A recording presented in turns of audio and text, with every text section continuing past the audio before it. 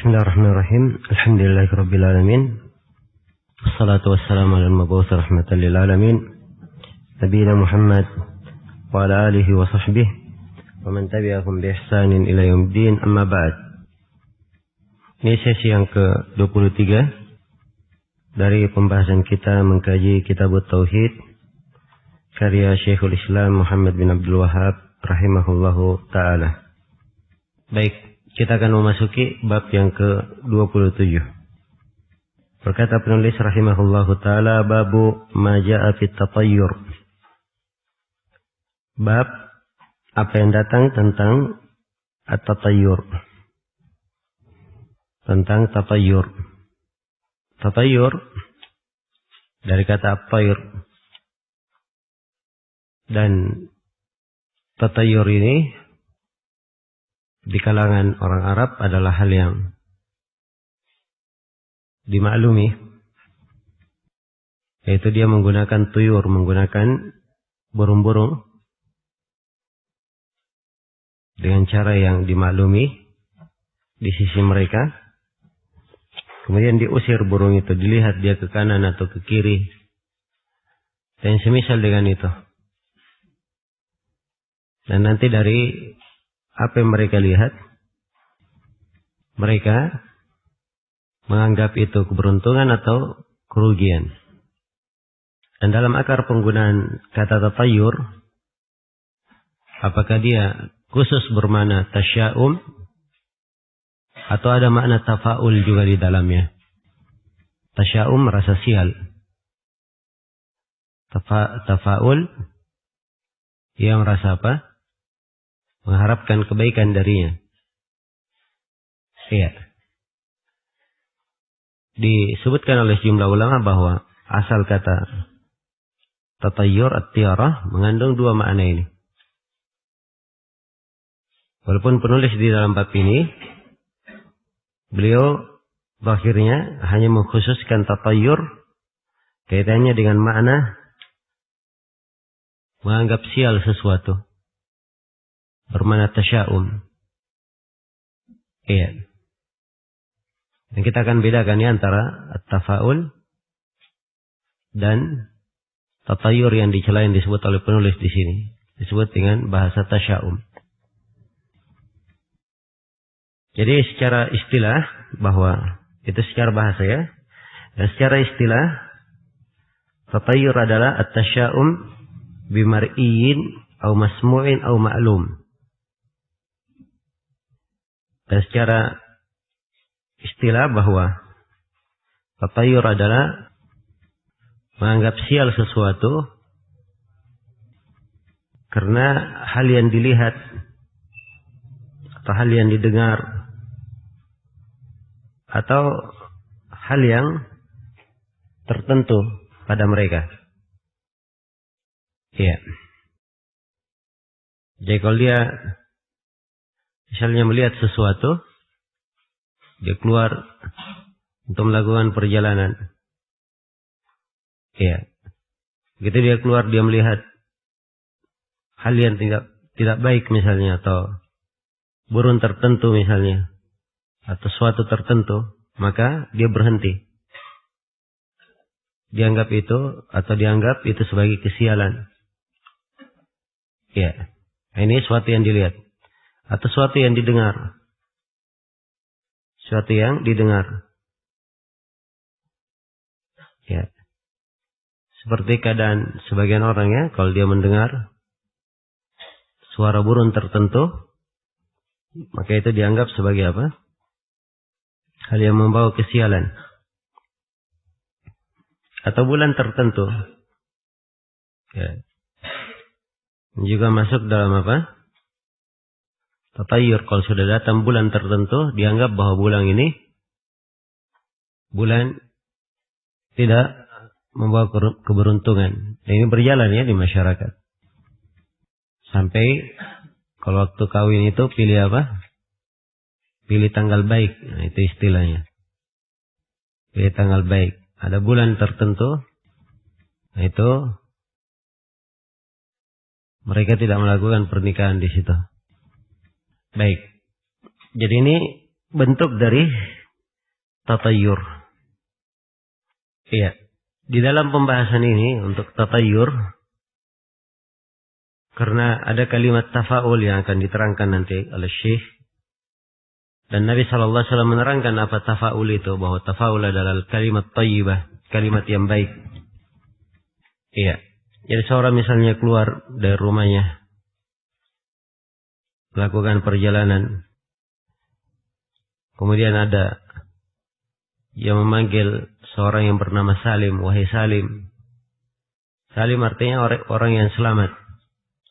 Ini kalimat baik, dia dengar dalam hal tersebut.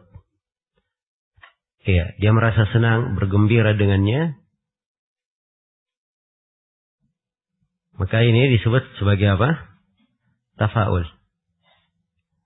Baik, jadi intinya pada tatayur ini, dia berhenti atau melanjutkan sebuah kegiatan karena hal yang dia lihat atau hal yang dia dengar atau sesuatu tertentu. Iya. Jadi dia melanjutkan pekerjaan kalau dia lihat sesuatu. Ada sebab sesuatu yang dia lihat. Atau dia berhenti dari sesuatu karena ada suatu sebab. Nah, ini pokok dari tatayur. Ya, berbeda dengan tafa'ul. Kalau tafa'ul, dia asalnya sudah azam melakukan sesuatu. Iya. Tapi begitu dia melihat hal yang baik, mendengar ucapan yang baik, maka dia semakin bergembira. Nah, itu tafa'ul namanya. Ya, tapi apapun yang terjadi tidak berpengaruh. Dia tetap apa? Tetap jalan. Nah, ini tafa'ul. Jelas ya? Dan tatayur ini mempunyai, dia dibawakan di sini oleh penulis, kaitannya dengan babut tauhid, sebab tatayur bertentangan dengan tauhid. Kadang bertentangan dengan dasar tauhid, dan kadang bertentangan dengan kesempurnaan tauhid yang wajib. Atau bahasa lainnya bahwa tatayur kadang dia masuk ke dalam golongan syirik akbar, dan kadang dia masuk ke dalam golongan apa? Syirik asghar. Walaupun banyak dari ulama yang mengatakan bahwa asalnya dia bermakna syirik asghar. Iya. Dan untuk memahami bab tatayur ini dan dua bab yang akan datang, ini perlu saya ingatkan kembali dengan kaidah al-asbab yang sudah berlalu bersama kita. Kaidah kaidah tentang apa? Sebab-sebab. Iya. Dan telah kita terangkan bahwa sebab-sebab itu terbagi dua. Ada asbab hakikiyah dan ada sebab wahmiyah. Ada sebab hakiki dan ada sebab wahmi. Ya, sebab hakiki terbagi dua. Yang pertama sebab apa? Syar'i. Dalil syariat menunjukkan tentang hal itu. Dan yang kedua adalah sebab qadari. Ya. Dari sisi praktek dan pembuktian memang nyata. Ada hubungan sebab akibat. Iya. Seperti api itu sebab terjadinya apa? Kebakaran. Ya. Dan ini disaksikan ya. Bagaimana api itu membakar. Baik. Jadi ini asbab hakikiyah. Ya, kalau sebab ditetapkan dari arah ini, itu tidak ada masalah. Tapi yang menjadi masalah dia apa? Asbab wahmiyah, sifatnya wahmi. Ya, tidak ada dari sisi syariat yang menunjukkan, dan dari sisi kenyataan tidak ada hubungan sebab akibatnya. Tidak ada hubungan sebab akibatnya. Nah, inilah yang disebut dengan nama asbab wahmiyah. Siapa yang bersandar di atas asbab wahmiyah, sebab-sebab wahmiyah, dan diyakini hal tersebut sebagai sebab, kaidahnya dihukumi sebagai syirik apa? Syirik asghar. Ya, dan bisa menjadi syirik akbar kalau apa? Kalau dia meyakini bahwa sebab itu dengan sendirinya mendatangkan bahaya atau menolak bahaya. Jelas ya? Ini kaidah di dalam asbab. Ya. Harus diingat kembali ya. Sebab ini kemarin saya sudah terangkan. Di pembahasan tentang memakai gelang, memakai benang. Iya, di bab ke-6. Sebab ini termasuk kaidah pokok di dalam mengenal kesyirikan. Iya, apa saja dari bentuk kesyirikan, walaupun beribu-ribu bentuknya, kalau kenal kaidah ini, maka dia bisa memahami bahwa ini adalah apa? Syirik, dan ini bukan syirik. Iya. Baik. Jadi tatayur ini sifatnya bersandar di atas sabab wahmi. Apa hubungannya burung bunyi? Kemudian dia lihat kejadian begini, dia lihat burung hantu, dia lihat dia lihat anjing hitam. Ya. Kemudian dia dengar suara cecah, suara tokek. Apa hubungannya dengan kejadian? Kan ada hubungan sebab akibat, ya kan? Ya. Maka ini siapa yang bersandar di atas hal tersebut, itu disebut tatayur. Dan ini artinya dia bersandar di atas sebab wahmi. Di atas suatu sebab yang sifatnya sangkaan saja. Yang bersifat sangkaan saja. Jadi kalau dia bersandar di atas hal tersebut, sifatnya sangkaan, dia anggap sebagai sebab, itu artinya dia telah berbuat kesyirikan. Sebab dia setarakan Allah subhanahu wa ta'ala, dia samakan Allah dengan selainnya dalam hal pengadaan sebab. Dan dimaklumi bahwa mengadakan sebab-sebab itu hanya siapa? Hanyalah Allah. Maka siapa yang mengatakan ada sebab pada sesuatu, dan sebab itu tidak disyariatkan oleh Allah dan tidak ditakdirkan oleh Allah, berarti dia telah berbuat apa? Kesyirikan. Hanya saja telah berlalu dalil-dalil di pembahasan di bab ke-6 dan selainnya, bahwa penyandaran terhadap sebab wahmi ini dihitung sebagai syirik apa? Syirik asgar. Dihitung sebagai syirik asgar. Ya, kalau begitu saya simpulkan di pembahasan tatayur ini, hukumnya ada 3 hal. Yang pertama, apa yang disebut dengan nama tafaul. Tafaul ini dia di arah yang apa? Diperbolehkan. Sebab di dalam tafaul tidak ada dia berhenti atau lanjut karena sesuatu yang dia lihat, dia dengar, atau yang dia ketahui. Jelas ya? Asalnya tafaul itu dia sudah bulat tekadnya untuk berjalan atau berhenti. Itu tafaul. Tapi begitu dia melihat sesuatu yang baik, mendengar sesuatu yang baik, mendengar kalimat thayyibah, maka dia semakin bergembira. Semakin bergembira. Jelas ya? Maka ini disebut dengan nama apa? Tafaul. Tafaul ini tidak apa-apa. Yang kedua adalah tatayur yang bermakna syirik apa? Syirik asgar. Iya. Yaitu kapan dihukumi syirik asgar? Kalau dia menjadikan apa yang dia lihat, apa yang dia dengar sebagai sebab dia berjalan melanjutkan perkara atau sebab dia berhenti. Iya. Maka ini dihukumi sebagai apa? Syirik asgar. Ya.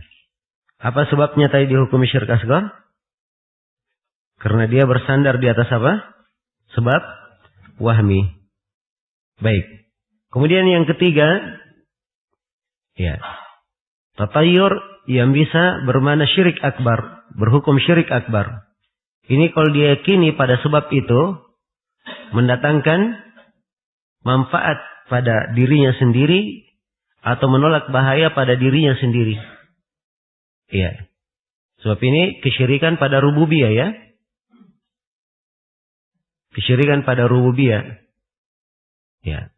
Dia meyakini ada yang mendatangkan manfaat dan menolak bahaya selain daripada apa? Allah. Ada yang mengatur perkara selain daripada Allah. Dan ini kesyirikan dari rububiyah, dan ini syirik akbar. Jadi ini kesimpulannya di dalam bab ini. Baik, sekarang kita baca ayat-ayat dan hadits-hadits yang akan disebut oleh penulis rahimahullahu taala di dalam bab ini. Iya. Kata beliau rahimahullah, wa qaulullahi ta'ala, ala innama ta'iruhum indallah walakin aktsarahum la ya'lamun. Iya.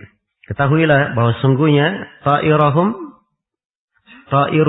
ini tatayurnya ya, menganggap nasib sial itu tadi. Iya. Sungguhnya ta'iruhum indallah, di sisi Allah. Sungguhnya ta'iruhum itu adalah ketetapan di sisi Allah. Walakin aktsarahum la ya'lamun. Tetapi kebanyakan dari mereka tidak mengetahuinya. Iya. Kebanyakan dari mereka tidak mengetahuinya. Ini ayat adalah berkaitan dengan Fir'aun ya, dan orang-orang yang bersamanya. Ya. Dan ini diperjelas di awal ayat. فَإِذَا جَاءَتْهُمُ الْحَسَنَةُ قَالُوا لَنَا هَذِهِ وَإِنْ تُصِبْهُمْ سَيِّئَةٌ يَطَّيَّرُوا بِمُوسَى وَمَنْ مَعَهُ أَلَا إِنَّمَا طَائِرُهُمْ عِندَ اللَّهِ وَلَكِنْ أَكْثَرَهُمْ لَا يَعْلَمُونَ. Apabila mereka ditimpa oleh kebaikan, ya, mereka berkata, kamilah yang pantas mendapatkannya. Dan apabila mereka ditimpa oleh kejelekan, maka mereka merasa bahwa kesialan itu datangnya karena siapa? Nabi Musa dan orang-orang yang bersamanya. Iya. Jadi ini tatayur sudah merupakan akhlaknya siapa? Akhlaknya Firaun dan orang yang bersamanya. Maka Allah membantah mereka.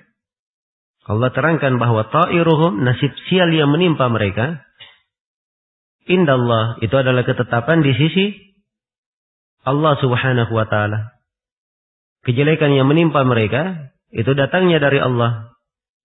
Disebabkan karena kekafiran mereka dan mereka mendustakan ayat-ayat Allah, maka turunlah musibah dari sisi Allah menimpa mereka. Jadi kalau mereka dapat nasib sial, itu datangnya dari siapa? Atau datangnya dari Allah Subhanahu wa ta'ala oleh sebab perbuatan mereka sendiri. Jelas ya? Baik. Maka dikatakan di akhir ayat, walakinna aktsarahum la ya'lamun. Tapi banyak dari mereka yang tidak mengetahuinya. Iya. Baik. Jadi ayat yang pertama ini, ayat ini jelas kandungannya ya. Bahwa kaum Fir'aun ketika mereka tertimpa musibah, ya apakah dalam bentuk paceklik, kekeringan, maka apa yang menimpa mereka ini, mereka anggap bahwa itu dari Nabi Musa alaihi salam dan pengikutnya. Mereka anggap kesialan itu dari Nabi Musa dan pengikutnya. Maka Allah membantah pernyataan mereka itu, bahwa apa yang menimpa mereka tiada lain adalah berdasarkan keputusan dan ketentuan dari Allah, disebabkan oleh kekufuran mereka. Jelas ya? Disebabkan oleh kekufuran mereka. Nah, maka kandungan dari ayat ini pertama menunjukkan apa? Atau pokok dari ayat ini pendalilan penulis bahwa ayat ini menunjukkan haramnya tatayur. Iya. Jelas ya? Haramnya tatayur. Dan kalau dilihat dari sisi mereka menjadikan hal ini sebagai sebab, maka ini adalah bentuk dari apa? Bentuk dari kesyirikan. Baik, ini kaitannya dengan pembahasan kitab tauhid.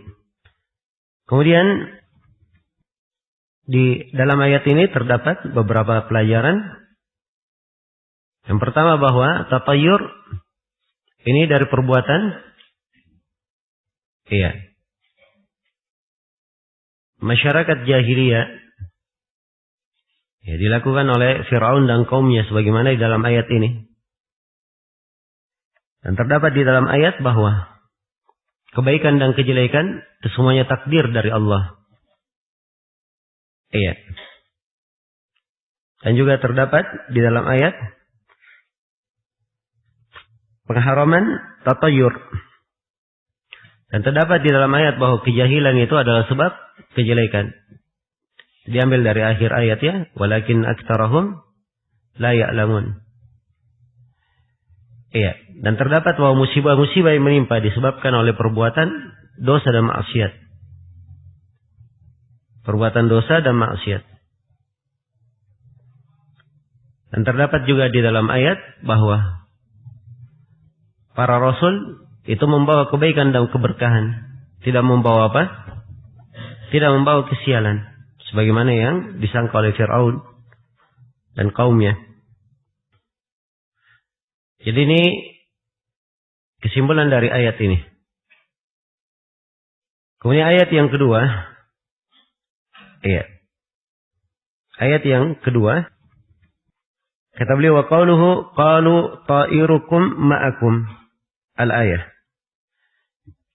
Dan firman Allah Subhanahu wa taala, qalu, mereka para rasul itu berkata, ta'irukum ma'akum. Kesialan kalian adalah karena kalian sendiri.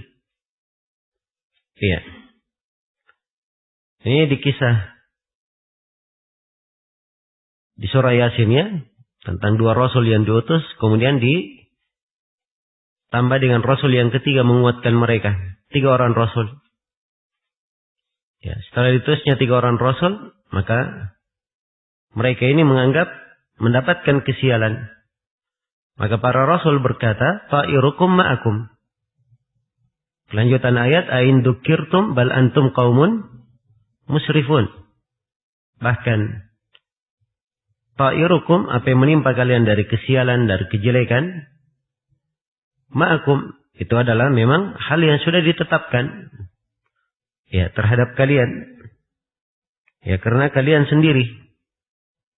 Ain dzukirtum, ya apabila kalian diberi peringatan, diberi nasihat, kalian melakukan tatayur. Ya, bal antum qaumun musrifun. Bahkan kalian adalah kaum yang melampaui batas. Kaum yang melampaui batas. Maka ayat ini disebutkannya mereka musrifun. Menunjukkan pengharaman apa? Pengharaman tatayur. Ini pokok pendalilan. Jadi saya ulangi lagi bahwa kandungan dari ayat ini Allah Subhanahu wa taala membantah orang yang mendustakan para rasul sehingga ditimpa bencana. Kemudian mereka menyatakan bahwa hal tersebut berasal dari para rasul itu dan karena sebab mereka. Maka Allah menjelaskan bahwa sebab terjadinya musibah itu berasal dari diri mereka sendiri. Karena perbuatan dan kekafiran mereka, bukan dari para rasul sebagaimana yang mereka nyatakan. Baik. Jadi kalau digabungkan antara ayat kedua dan ayat sebelumnya, itu sebelumnya perbuatan Firaun ya, dan ini sebelum yang kedua perbuatan kaum musyrikin. Iya. Yang diutus pada mereka para rasul. Jadi ini perbuatan dimaklumi dilakukan oleh orang-orang jahiliyah dari kaum musyrikin. Ya, dan terdapat kembali penegasan bahwa tatayur adalah dari perkara yang diharamkan. Juga menunjukkan bahwa ketentuan dan takdir itu berasal dari Allah. Kita wajib mengimani. Ya.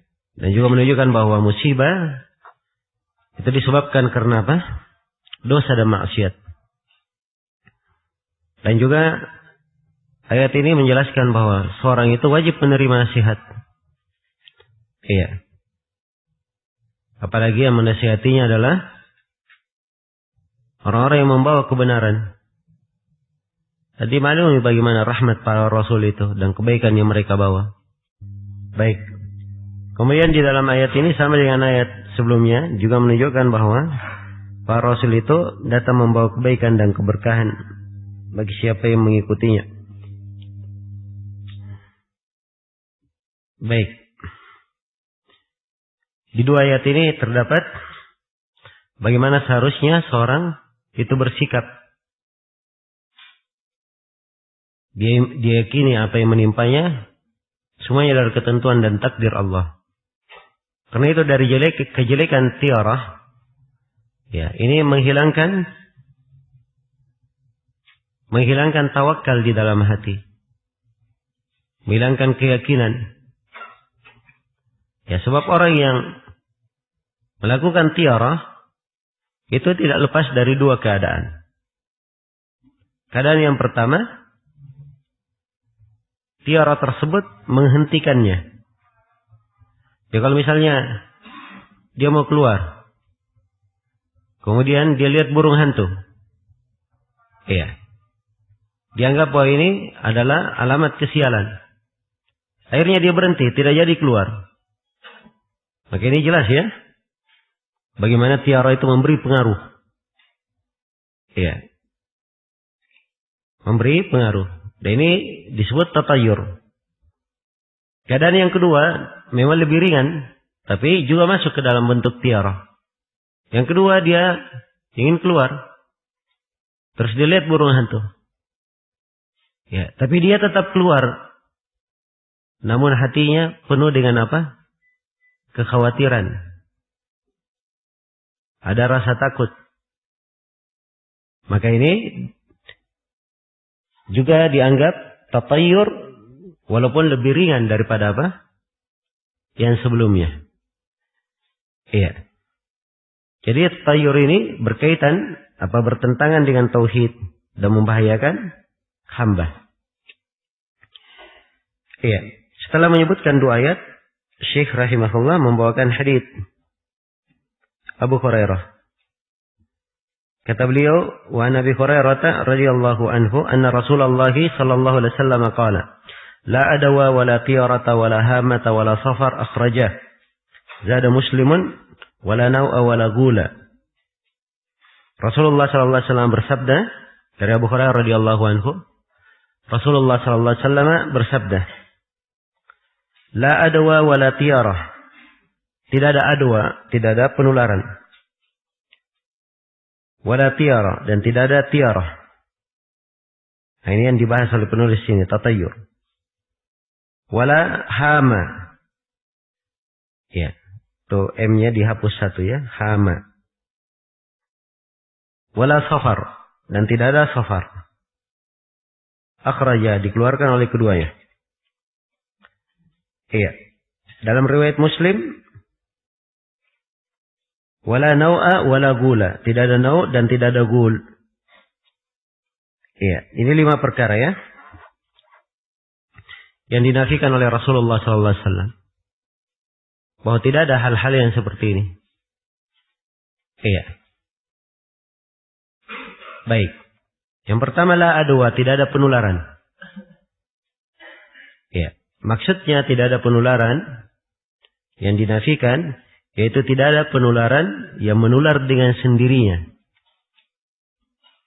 Tidak ada penularan yang apa? Yang menular dengan sendirinya. Adapun penularan yang terjadi ke manusia, kita lihat misalnya unta atau kambing kudis bercampur dengan kambing sehat. Akhirnya dari kambing sehat itu ada yang menjadi kudisan juga. Maka ini penularan ya. Iya. Dan dia dari arah sebab penularan. Tidak menular dengan sendirinya. Adapun kalau dia menular dengan sendirinya itu dinafikan. Sebab karena seluruh hal yang berkaitan dengan sebab, siapa yang menentukannya? Allah subhanahu wa ta'ala. Maka ini hadits la adwa, tidak ada penularan. Maksudnya tidak ada penularan yang menular dengan apa? Dengan sendirinya. Iya. Nah, ini hal yang paling bagus di dalam memahami hadits ini. Sebab kita ada hadits lain yang kalau tidak diartikan kemana tersebut, maka kelihatannya akan kontradiksi. Nabi SAW bersabda, firra minal majdum, firaraka minal asad. Larilah kamu dari orang kusta, seperti engkau lari melihat apa? Melihat singa. Ya, diperintah lari dari orang kusta. Ini kaitannya apa? Iya. Kaitannya adalah meninggalkan asbab. Maksudnya meninggalkan sebab yang mungkin saya dengan sebab itu, dia bisa apa? Tertular penyakit. Jelas ya? Dan Nabi SAW Iya. Juga pernah menyebutkan tentang bagaimana ada unta, atau ketika beliau berkata la adwa, tidak ada penularan, seorang lagi bertanya, ya Rasulullah, ada unta yang sehat, dia bergaul dengan unta yang kudisan atau berkurap. Kemudian unta sehat ini menjadi kudisan juga. Maka Nabi sallallahu alaihi wasallam menjawab, "Faman a'dal awal?" Lalu unta yang paling pertama kudisan, siapa yang menularinya? Ya, ini jelas ya bahwa penularan datangnya dari siapa? Datangnya dari Allah dengan izin Allah. Iya. Dan yang dinafikan di sini hal yang berkaitan dengan sebab. Hal yang dinafikan adalah penafian penularan dengan sendirinya. Ya, penafian penularan dengan sendirinya. Maka ini pokok ya di dalam memahami bahwa tidak ada penularan, maksudnya tidak ada penularan yang apa? Menular dengan sendirinya, tapi semuanya dengan sebab dan semuanya dengan izin Allah Subhanahu wa taala. Tidak ada penularan yang menular dengan sendirinya, tapi semuanya dengan izin Allah Subhanahu wa taala. Ya, adapun penyakit bergaul dengan orang lain menjadi sebab menular, ini adalah hal yang terjadi, perkara yang nyata terjadi. Karena itu kita diperintah untuk lari dari orang yang kusta sebagai bentuk dari apa? Mengambil asbab, sebab kita selamat dan sebab kita terhindar dari penyakit apa? Penyakit kusta. Baik. Ini makna la adwa. Yang kedua, wala tiarah. Dan tidak ada tiarah, tidak ada tatayur. Ini sisi pendalilan penulis. Iya. Tidak ada yang disebut tiarah itu. Iya. Sebab segala sesuatu Allah yang menetapkannya terjadi. Allah yang menakdirkannya. Iya. Allah yang menakdirkannya. Karena itu tidak perlu dia merasa sial melihat sesuatu. Dan merasa jelek karena mendengar sesuatu. Baik. Kewajibannya adalah dia meninggalkan dan tidak berpaling kepada hal-hal yang dia sangka itu tadi. Perkara-perkara yang dia sangka dari apa yang dia lihat dan dia dengar. Iya. Jadi hadits ini Nabi menafikan tiarah, dan ini sisi pendalilan penulis. Bahwa tiarah itu adalah dari keyakinan jahiliyah yang dinafikan oleh Rasulullah sallallahu alaihi wasallam, bahwa tidak ada tiarah itu. Wala hamata, dan tidak ada hama. Hama ini ditafsirkan dengan dua penafsiran.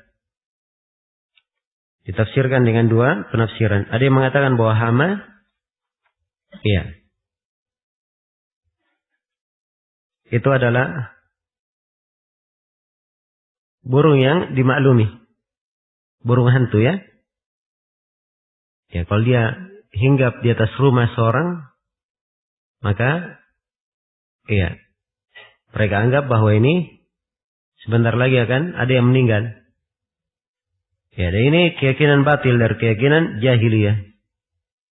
Ya, dan keyakinan ini ada juga di kalangan kita di Indonesia ini yang meyakininya. Nah, dan penafsiran yang kedua ada yang mengatakan bahwa hama adalah sejenis burung yang apabila seorang itu ada keluarganya yang terbunuh, ya, maka tulang-tulang keluarga yang terbunuh ini menjadi hama itu tadi, burung itu.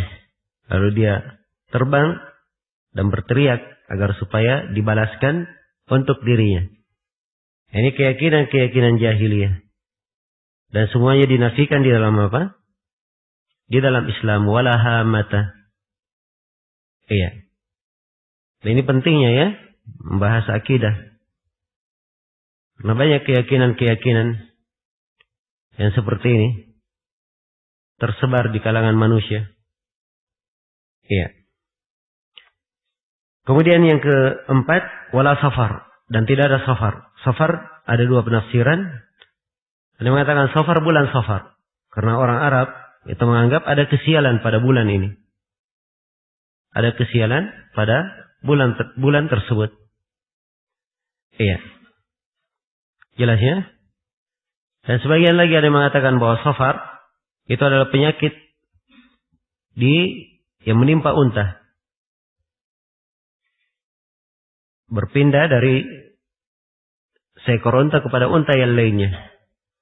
Jika ketika dikatakan tidak ada safar, ini sama dengan mana la adwa, tidak ada penularan. Ini di atas makna yang kedua ya. Tapi safar lebih khusus karena dia penularan penyakit pada apa? Yang ada pada perut unta. Baik, jadi ini makna safar, dua penafsiran. Iya. Jadi dinafikan 4 hal ini. Dinafikan 4 hal ini. Iya. Karena seorang itu tidak boleh bersandar di atas sesuatu yang dianggap sebab. Padahal itu hanyalah suatu wahmi, suatu sangkaan saja. Dianggap sebagai sebab hakiki, padahal itu adalah sebab apa? Wahmiyah saja. Iya, hanya sangkaan. Dan ini sekali lagi hukumnya apa? Hukumnya syirik asghar. Iya. Baik. Kemudian ada tambahan dalam riwayat Muslim, wala nau'a wala ghula. Tidak ada nau' dan tidak ada apa?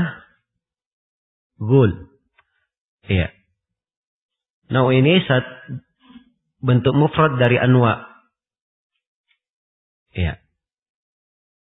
Yaitu manzilah-manzilah, tempat-tempat atau titik perputaran bulan. Yang mereka sebutkan ada di ilmu falak, mereka sebutkan ada 12 manzilah untuk bulan. Ada 28 manzilah untuk bulan.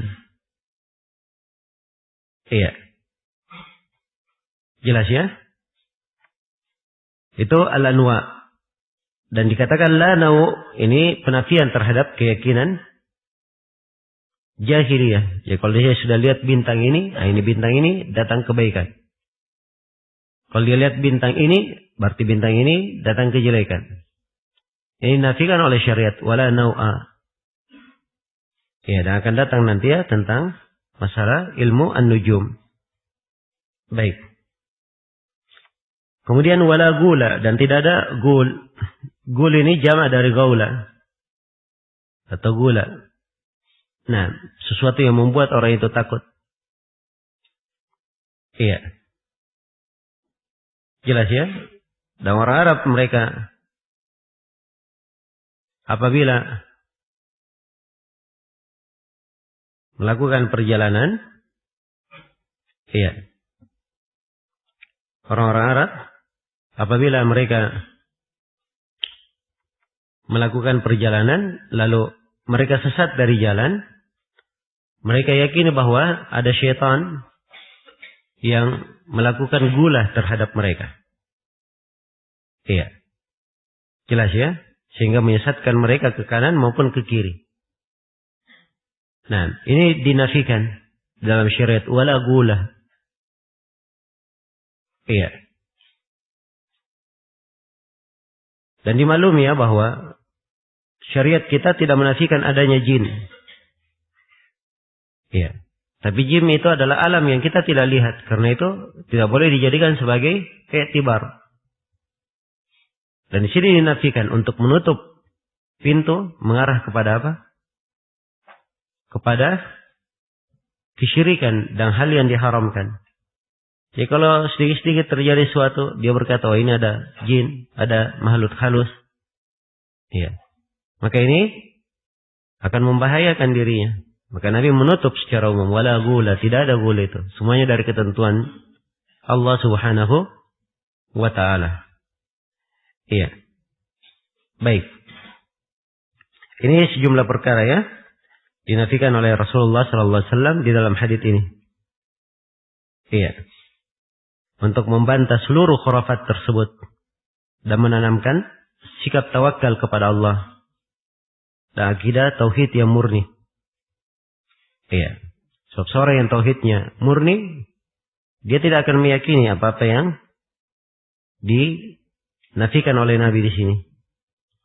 Ya, dia tidak akan meyakini adanya penularan dengan sendirinya, tidak meyakini adanya tiara, dan tidak meyakini adanya hama, safar, nau, dan apa? Gul. Iya. Jadi ini pokoknya. Jadi tampak dari sini ya, sisi penalilan penulis hanya pada kalimat tiara. Tapi diikutkan di dalam pembahasan ini apa yang semisal dengannya. Apa yang semisal dengannya. Karena itu kaidah di dalam asbab yang saya sebutkan tadi itu kaidah pokok ya. Banyak berlaku dalam banyak bab. Itu dari kaidah-kaidah penting di dalam tauhid. Iya. Kaidah dari hadis yang pertama batilnya tiara. Yang kedua batilnya keyakinan jahiliyah bahwa penyakit berpindah dengan sendirinya. Ya, berpindah dengan sendirinya karena tabiatnya bukan karena takdir Allah. Yang ketiga batilnya anggapan sial karena burung hantu dan bulan Safar. Yang keempat batilnya keyakinan tentang pengaruh bintang-bintang. Tunau ya. Dan yang kelima batilnya keyakinan masyarakat jahiliyah tentang al-ghul. Ya, kalau di Indonesia banyak ya ghulnya. Ya, banyak lagi, lebih banyak. Ya, sebab mereka bentuk-bentuknya banyak. Dan ini yang merusak. Ya. Yang merusak. Apalagi yang di acara-acara televisi itu. Iya. Berbagai bentuk dan warna dari kerusakan akidah. Ada yang syirik akbar, ada yang syirik asgar. Ada yang menghilangkan tawakal. Menghilangkan rasa cinta kepada Allah. Menghilangkan pengagungan terhadap Allah. Banyak sekali. Dari bentuk apa? Kerusakan. Ya, orang yang sudah mati bisa hidup lagi, pergi balas dendam. Ya. Belum lagi apa? Ya. Sihir-sihir. Ya.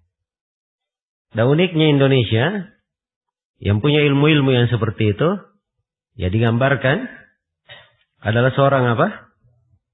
Seorang ustadz, ya sebab pakai baju koko, pakai kopiah hitam, disamarkan. Dan ini menunjukkan kerusakan keyakinan. Iya. Dan rusaknya. Apa cara-cara televisi itu tadi? Sebab memang banyak dari acara itu, ya adalah program-program yang memang sengaja untuk merusak kaum muslimin. Iya. Dimaklum ya di banyak acara-acara televisi itu ada yang menungganginya. Orang-orang yang memiliki kepentingan. Ya, dan misi merusak kaum muslimin itu sudah semenjak dahulu. Caranya halus. Ya. Dan anak kaum muslimin dirusak dengan banyak cara. Karena naudzubillah dibawakan dari orang-orang jahiliyah. Ya, bukan dari umat Islam. Dan yang paling parahnya yang dibidik adalah anak-anak kecil. Dirusak dari semenjak kecilnya.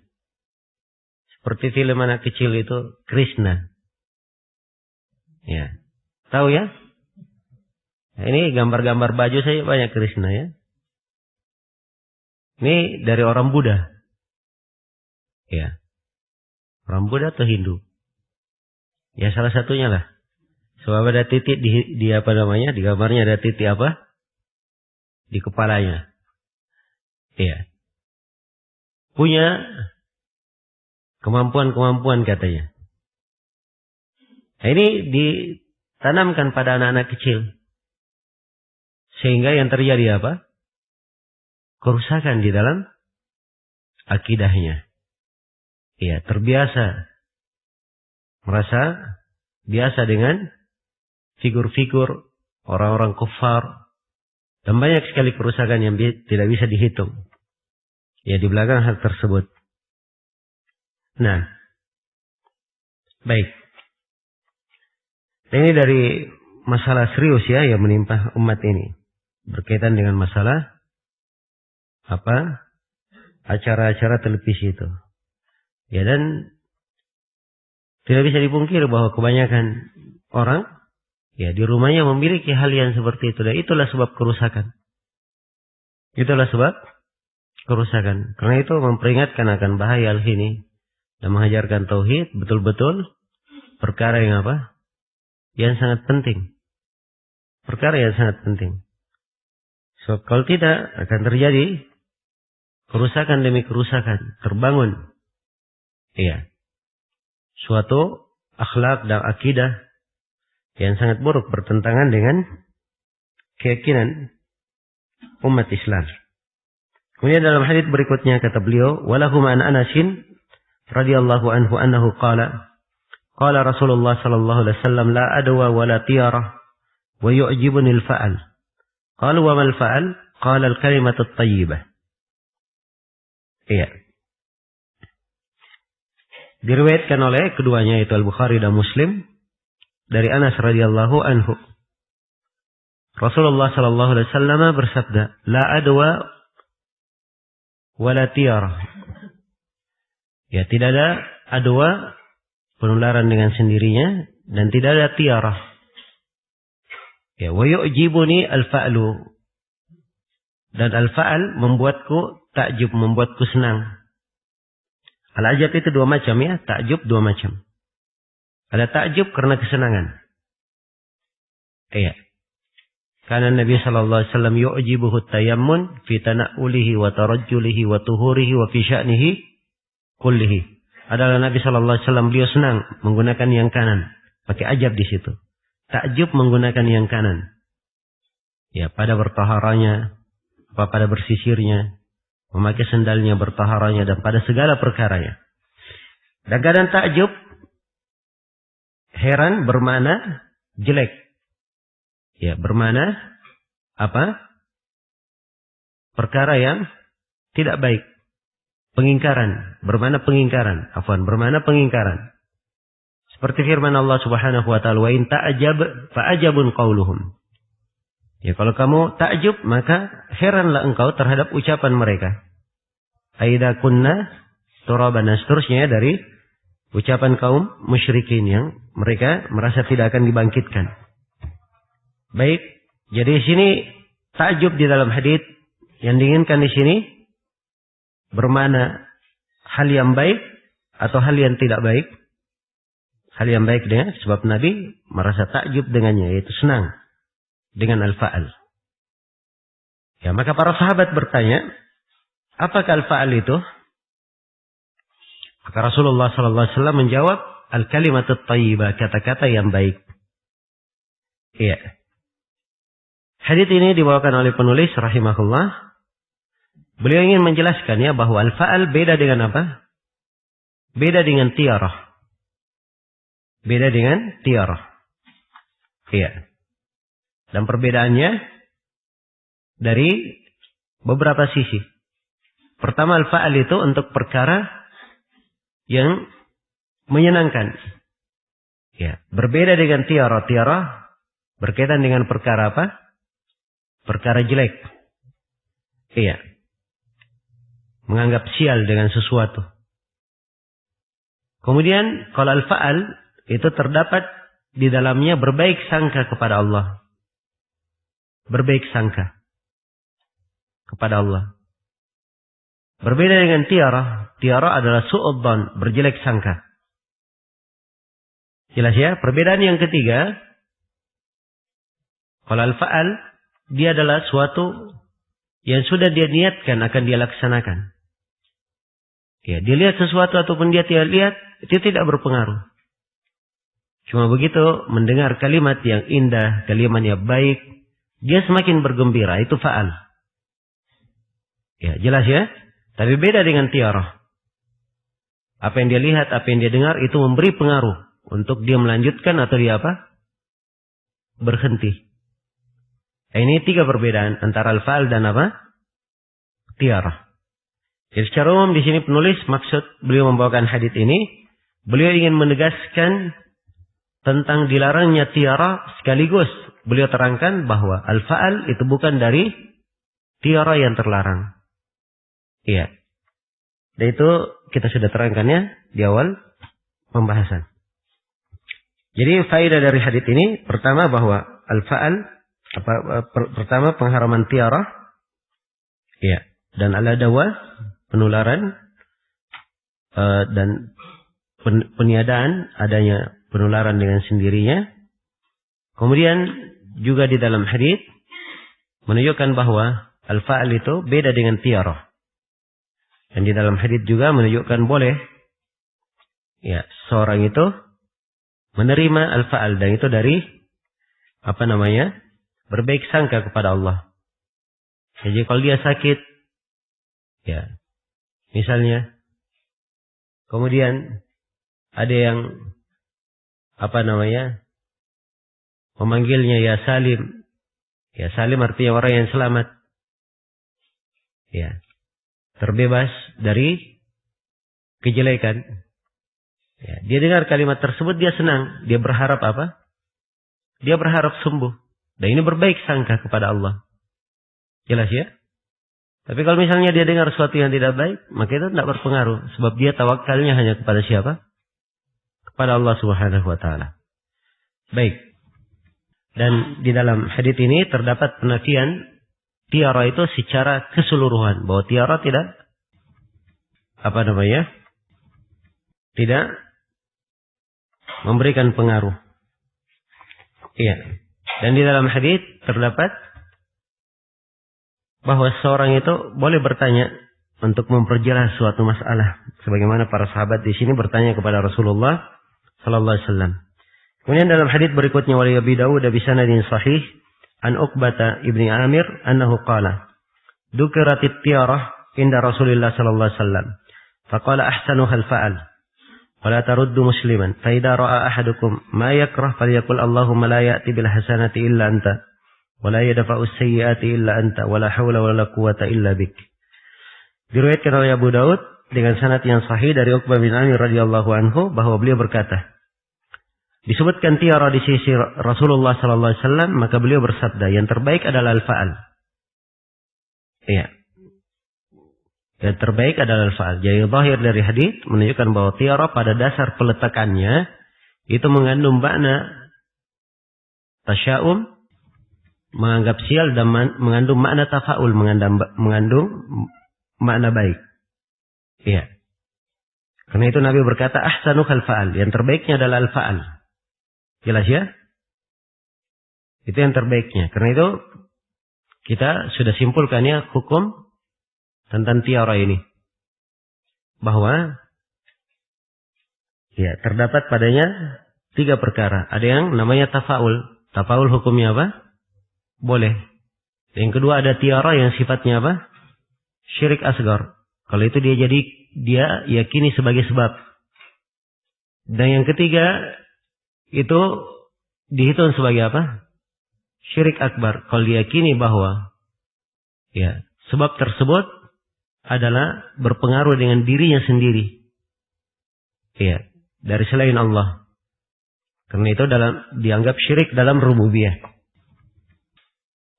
Kata beliau, wala taruddu musliman, dan tiara itu ya yang tidak diperbolehkan, tidaklah boleh menjadi sebab menghentikan seorang muslim dari niatnya. Jadi kalau dia mau keluar, dia lihat sesuatu, ya itu tidak menghalaunya, tidak menghambatnya, tetap dia jalan. Nah itu bedanya ya. Kalau tafa'ul sudah apa? Sudah azam, sudah bulat. Ya, hanya dia dengar sesuatu yang baik, maka dia semakin bergembira. Dia lihat suatu hal yang baik, dia semakin bergembira. Itu tafa'ul. Beda dengan tatayur.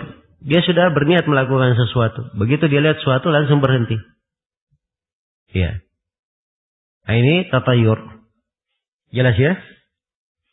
Baik.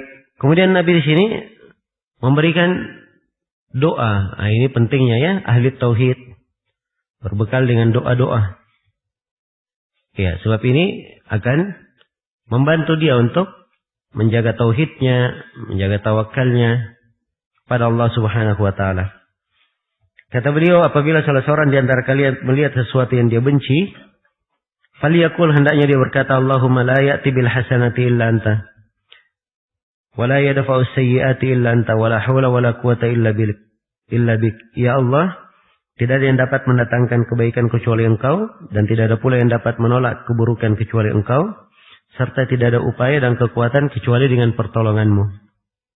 Ini indah doanya ya. Menunjukkan tawakalnya kepada Allah. Diyakini bahwa kebaikan datangnya dari Allah, kejelekan juga semuanya dengan ketentuan Allah. Iya. Dan tidak ada seorang pun yang memiliki daya dan upaya kecuali hanya Allah Subhanahu wa ta'ala. Baik. Kandungan dari hadits ini saya kira jelas ya. Hubungan hadits dengan bab, terdapat di dalam hadits pembedaan antara tiara dan al-fa'al.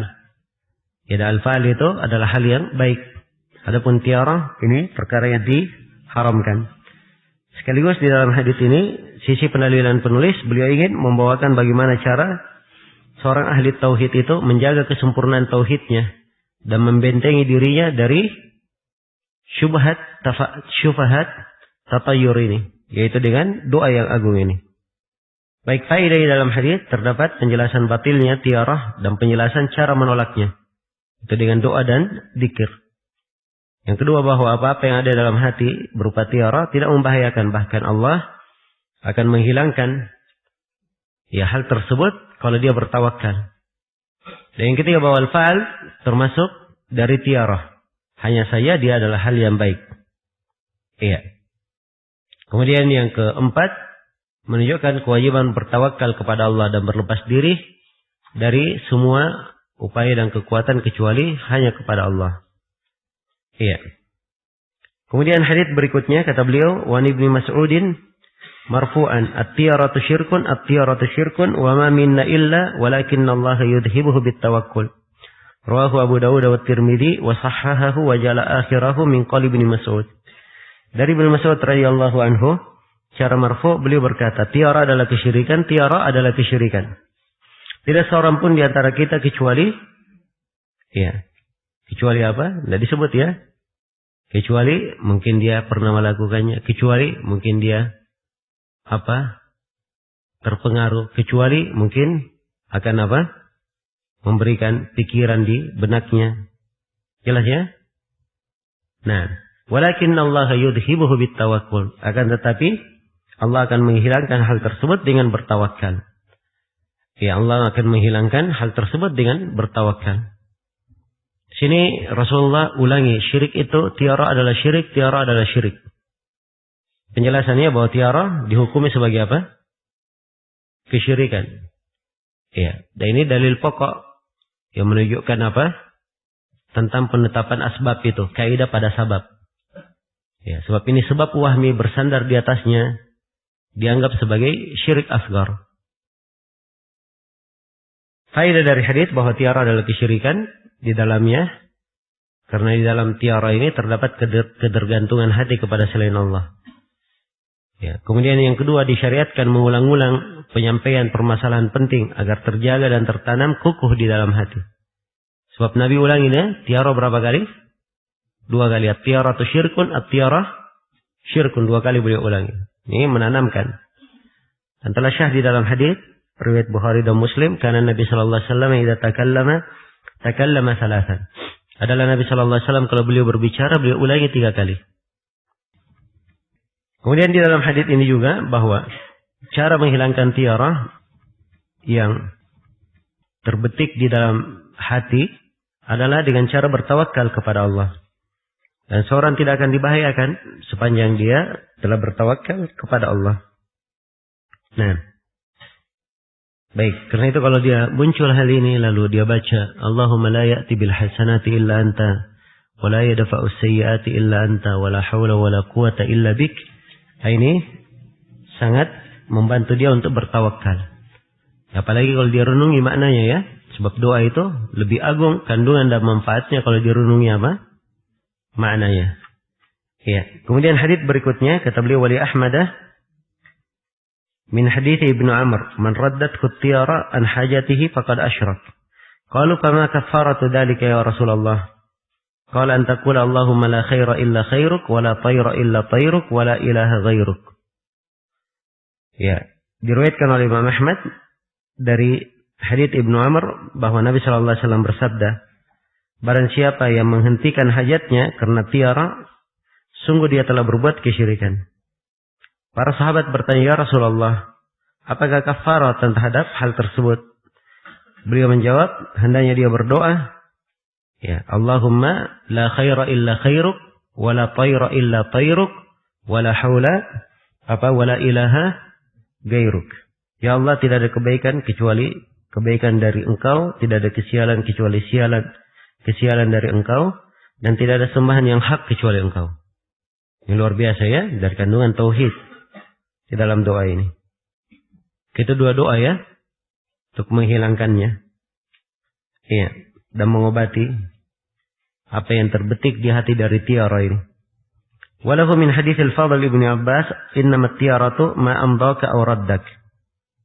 Ini ada kelemahannya. Haditsnya hanya saja dari sisi makna, riwayatnya sudah apa? Maknanya sudah benar. Tiara itu apa yang membuat kamu berjalan dan apa yang membuat kamu berhenti. Iya. Jadi kalau dia melihat suatu baik, dianggap ini, barulah dia berjalan. Barulah dia meneruskan. Kalau dia melihat suatu yang jelek, dia berhenti melakukannya. Berbeda dengan orang yang tawakal. Ya, tidak ada pengaruhnya. Dia lihat atau tidak lihat, tidak ada pengaruhnya. Baik. Iya, kandungan dari hadis ini bahwa tiara adalah kesyirikan dan hakikat dari tiara, ya, yang syirik itu adalah mendorong seorang untuk berbuat dan beramal. Itu hakikatnya ya. Jadi dia tidak berbuat atau tidak berhenti kecuali apa?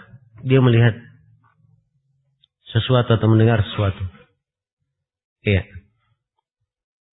Iya. Dan ini dibawakan oleh penulis di sini. Beliau ingin memberi ukuran ya. Bagaimana ukuran sesuatu yang berbahaya itu. Kalau perbuatannya berpengaruh dengan apa yang dia lihat. Dia meneruskan atau berhenti berpengaruh dengan apa yang dia lihat atau apa yang dia dengar dari tiara. Kemudian yang keempat, terdapat pengenalan dzikir untuk menghilangkan tiara. Iya. Dalam hati. Dan arti penting dzikir tersebut bagi seorang muslim. Di akhir bab ini penulis menyebutkan masail. Kata beliau fihi masail di halaman 172. Yang pertama, tanbih ala qawlihi ala innama ta'iruhum indallah. Ma qawlihi ta'irukum ma'akum. Ini sudah kita tafsirkan dua ayat ini. Sudah kita tafsirkan dua ayat ini. Ya, kata beliau at-tanbih ala qawlihi ala innama ta'iruhum indallah ma qawlihi ta'irukum ma'akum. Ini ayat sudah ditafsirkan ya, dua-duanya. Hanya saja di sini penulis ingin mengingatkan.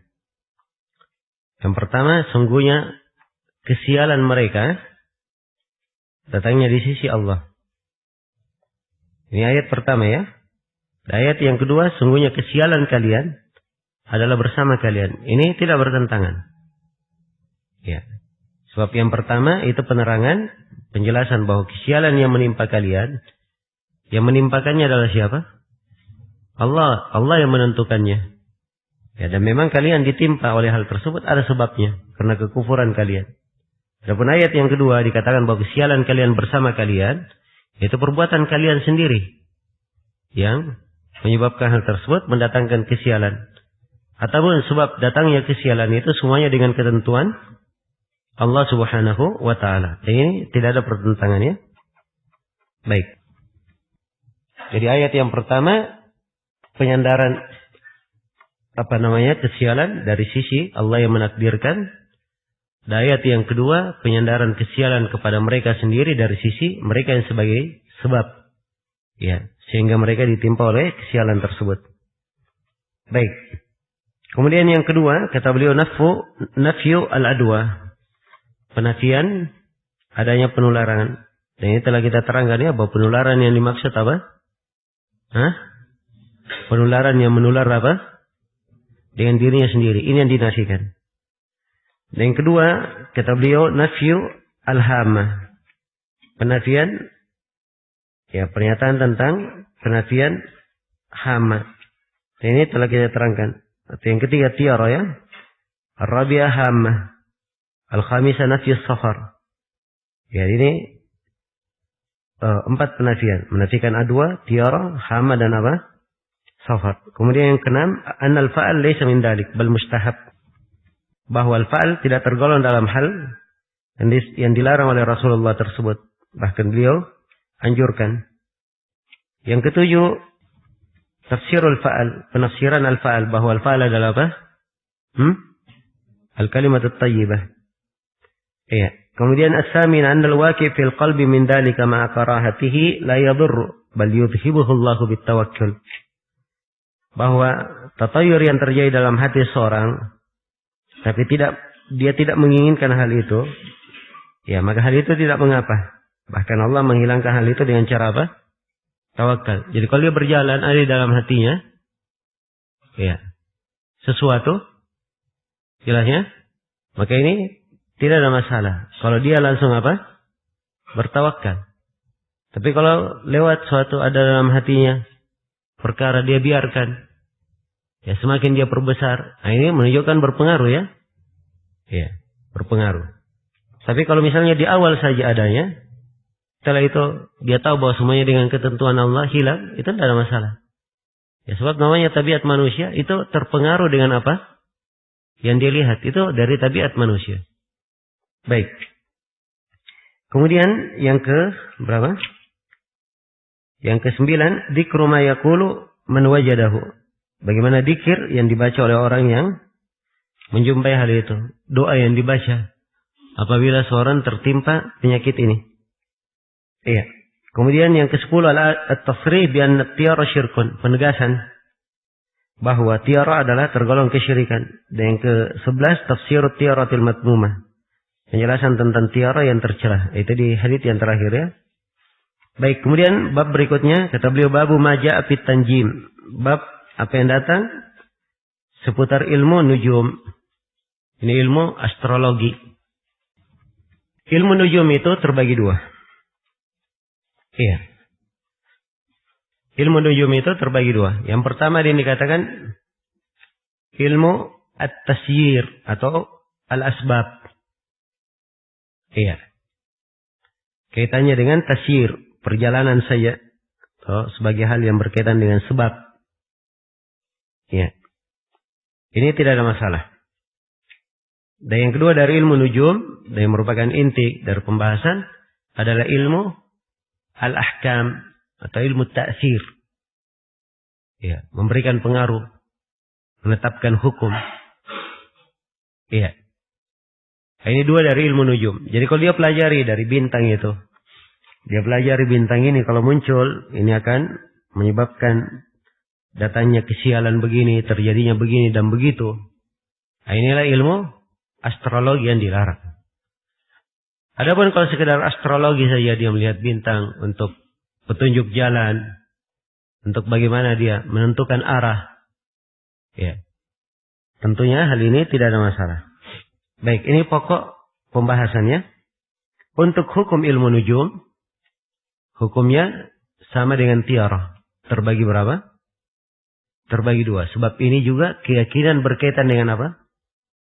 Dengan sebab. Ingat kaidahnya kaidah apa? Kaidah asbab. Iya. Sebab dia ketika meyakini tentang bintang, dia jadikan sebagai sebab. Ya, kalau dijadikan ilmu perbintangan itu sebagai sebab, ya, terjadinya sesuatu, maka ini dihitung sebagai apa? Syirik asgar. Kalau sebatas sebab saja. Tapi kalau dia yakini bahwa bintang itu sendiri memberi pengaruh, bintang itu sendiri memberi bahaya, memberi kebaikan, ini hukumnya apa? Ini hukumnya syirik akbar. Ya. Baik, sekarang antum lihat lagi ya bagaimana kaidah tentang sebab ini dipakai lagi di sini. Nah itu dari awal saya sebutkan ya, pahami baik-baik. Kaidah tentang asbab itu. Kalau perlu selalu ulangi. Ya, selalu ulangi. Kemudian beliau bawakan ucapan di sini, apa namanya hadits, ucapan dari Qatadah untuk menafsirkan dulu tentang ilmu nujum sebelum beliau bawakan haditsnya. Kata beliau, qala al-Bukhari fi sahihi, qala Qatadatu, khalaqallahu hadhihi an-nujuma li thalathin, zinatan lis-sama' wa rujuman lisyayatin wa alamatin yuhtada biha, faman ta'awwala fiha ghaira dhalika faqad akhta wa ada'a nasibahu wa takallafa ma la ilma lahu bih, intaha. Ya. Dalam sahihnya Al-Bukhari berkata, maksudnya dia bawakan ucapan Qatadah ya, di dalam sahih Al-Bukhari.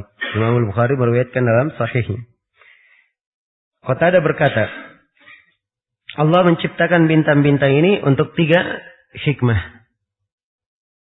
Iya, yang pertama zinatan lis-sama, sebagai hiasan di langit. Ya. Nah, sehingga langit itu menjadi indah ya dilihat dengan bintang-bintangnya. Kemudian yang kedua, warujuman lisyayatin, alat pelempar untuk syaitan-syaitan. Iya. Jadi ini ya, bintang yang dilempar ya. Bintang dilempar. Kemudian yang berapa? Yang ketiga, wa alamatin yuhtada biha. Dan tanda-tanda petunjuk, arah dan sebagainya yang dipakai sebagai petunjuk. Iya, dan ini dimaklum ya bagi orang yang berjalan di malam hari. Bagi orang yang berjalan di malam hari. Ya, dari bintang yang dia lihat, dia bisa tentukan arahnya kemana. Ya, dari penjuru, dari 4 penjuru atau 8 penjuru, dia bisa tentukan arah berjalannya. Ya. Dan kalau dia ingin sholat, dia tahu kiblatnya kemana dari melihat ke bintang tersebut. Iya. Ini kata beliau 3 fungsinya. Manfaatnya cuma 3 ini. Ya. Dan 3 hal ini semuanya ada di dalam Al-Quran ya, penyebutannya. Semuanya disebut di mana? Di dalam Al-Quran Al-Karim. Walaqad zayyana as-samaa'a ad-dunya bimasabiha wa ja'alnaha rujuman lisyayatin. Itu ayatnya, sungguh kami telah hiasi bumi itu dengan bintang-bintang. Dan kami jadikan bintang-bintang itu sebagai pelempar-pelempar untuk siapa? Untuk syaitan. Iya. Baik. Ini ayat untuk 2 hal. Ayat yang ketiga adalah ayat di surah An-Nahl. Wa alamat wa bin najmi hum yahtadun. Sebagai tanda-tanda dan dengan bintang mereka mengambil petunjuk. Jadi 3 hal ini semuanya ada di mana? Di dalam Al-Quranul Karim. Baik. Jadi ucapan dari Qatadah di sini lebih dari jelas ya. Dan sangat benar apa yang beliau sebutkan. Baik. Kemudian kata beliau, kata Qatadah, "Faman tawwala fiha ghaira dzalik faqad akhta." Siapa yang mentakwil ya, berpendapat selain daripada 3 hal tersebut, maka sungguh dia telah salah. Telah melantarkan bagiannya dan telah takalluf dengan apa yang dia tidak ilmui. Ya. Sini melantarkan bagiannya mungkin bermakna dia menurunkan kadarnya, mungkin bermakna dia menghilangkan bagiannya di akhirat. Ini tergantung jenis penggunaannya terhadap ilmu bintang itu. Kalau dia gunakan dalam bentuk syirik asgar, maka syirik asgar ya, hilang sebagian dari haknya. Dan kalau dia gunakan untuk syirik akbar, maka ini sama sekali tidak ada bagiannya di mana? Di akhirat. Baik. Selesai sudah tentang ucapan Qatadah di sini. Dan sisi penalilannya jelas ya. Dari penulis beliau ingin menerangkan makna dari penggunaan atau hikmah dari penciptaan bintang-bintang itu. Ya, dan ini bantahan terhadap orang-orang yang meyakini bahwa bintang-bintang itu dicipta untuk hikmah dan tujuan tertentu selain daripada apa yang telah disebutkan. Ya, tidak ada hikmah dari bintang-bintang itu kecuali dari 3 itu saja. Kemudian yang ketiga, bahwasanya wajib untuk kembali kepada kitab Allah. Ya, jelas ya. Sebab dalam Al-Quran cuma ini yang disebutkan. Ya. Dan ini menunjukkan dari ucapan Qatadah rahimahullah pentingnya seorang itu berpegang dengan Al-Quran, bersandar di atas tuntunan. Kemudian kata beliau, wa kariha Qatadatu ta'alluma manazilil qamari wa lam yurakhis fihi Ibnu Uyainah. Dzakara Harbun anhuma wa rakhasa fi ta'allumi manazil Ahmad wa Ishaq. Kata beliau, Qatadah menganggap makruh mempelajari letak-letak peredaran bulan, sedangkan Ibnu Uyainah tidak membolehkan. Ya, kedua hal tersebut diterangkan oleh Harb. Ya, adapun Imam Ahmad dan Ishaq bin Rahawai, beliau memberikan dispensasi, memberikan keringanan dalam mempelajari hal tersebut. Baik. Dan ini ucapan para ulama yang disebut oleh Syekh di sini. Ya. Sebenarnya bisa dikompromikan bahwa yang mencela itu pada penggunaan bintang pada hal yang salah. Ya. Adapun yang membolehkan itu penggunaan bintang untuk 3 maksud yang Yang diterangkan tadi 3 maksud. Ya.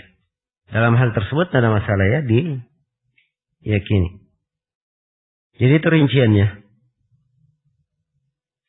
Baik. Kemudian kata beliau, wa Nabi Musa radhiyallahu anhu annahu qala Rasulullah sallallahu alaihi wasallam, salatun la yadkhuluna al-jannah mudminul khamar wa qati'ur rahim wa musaddiqun bis-sihr. Rawahu Ahmad wa Ibnu Hibban fi sahihi. Dari Abu Musa, beliau berkata, Rasulullah sallallahu alaihi wasallam bersabda, 3 golongan yang tidak dimasukkan ke dalam surga. Ada 3 golongan tidak dimasukkan ke dalam surga. Ya, telah kita terangkan ya bahwa tidak masuk dalam surga itu terbagi 2. Ada yang masih ingat? Dukhul, adamud dukhul ilal nar, ilal jannah, terbagi 2.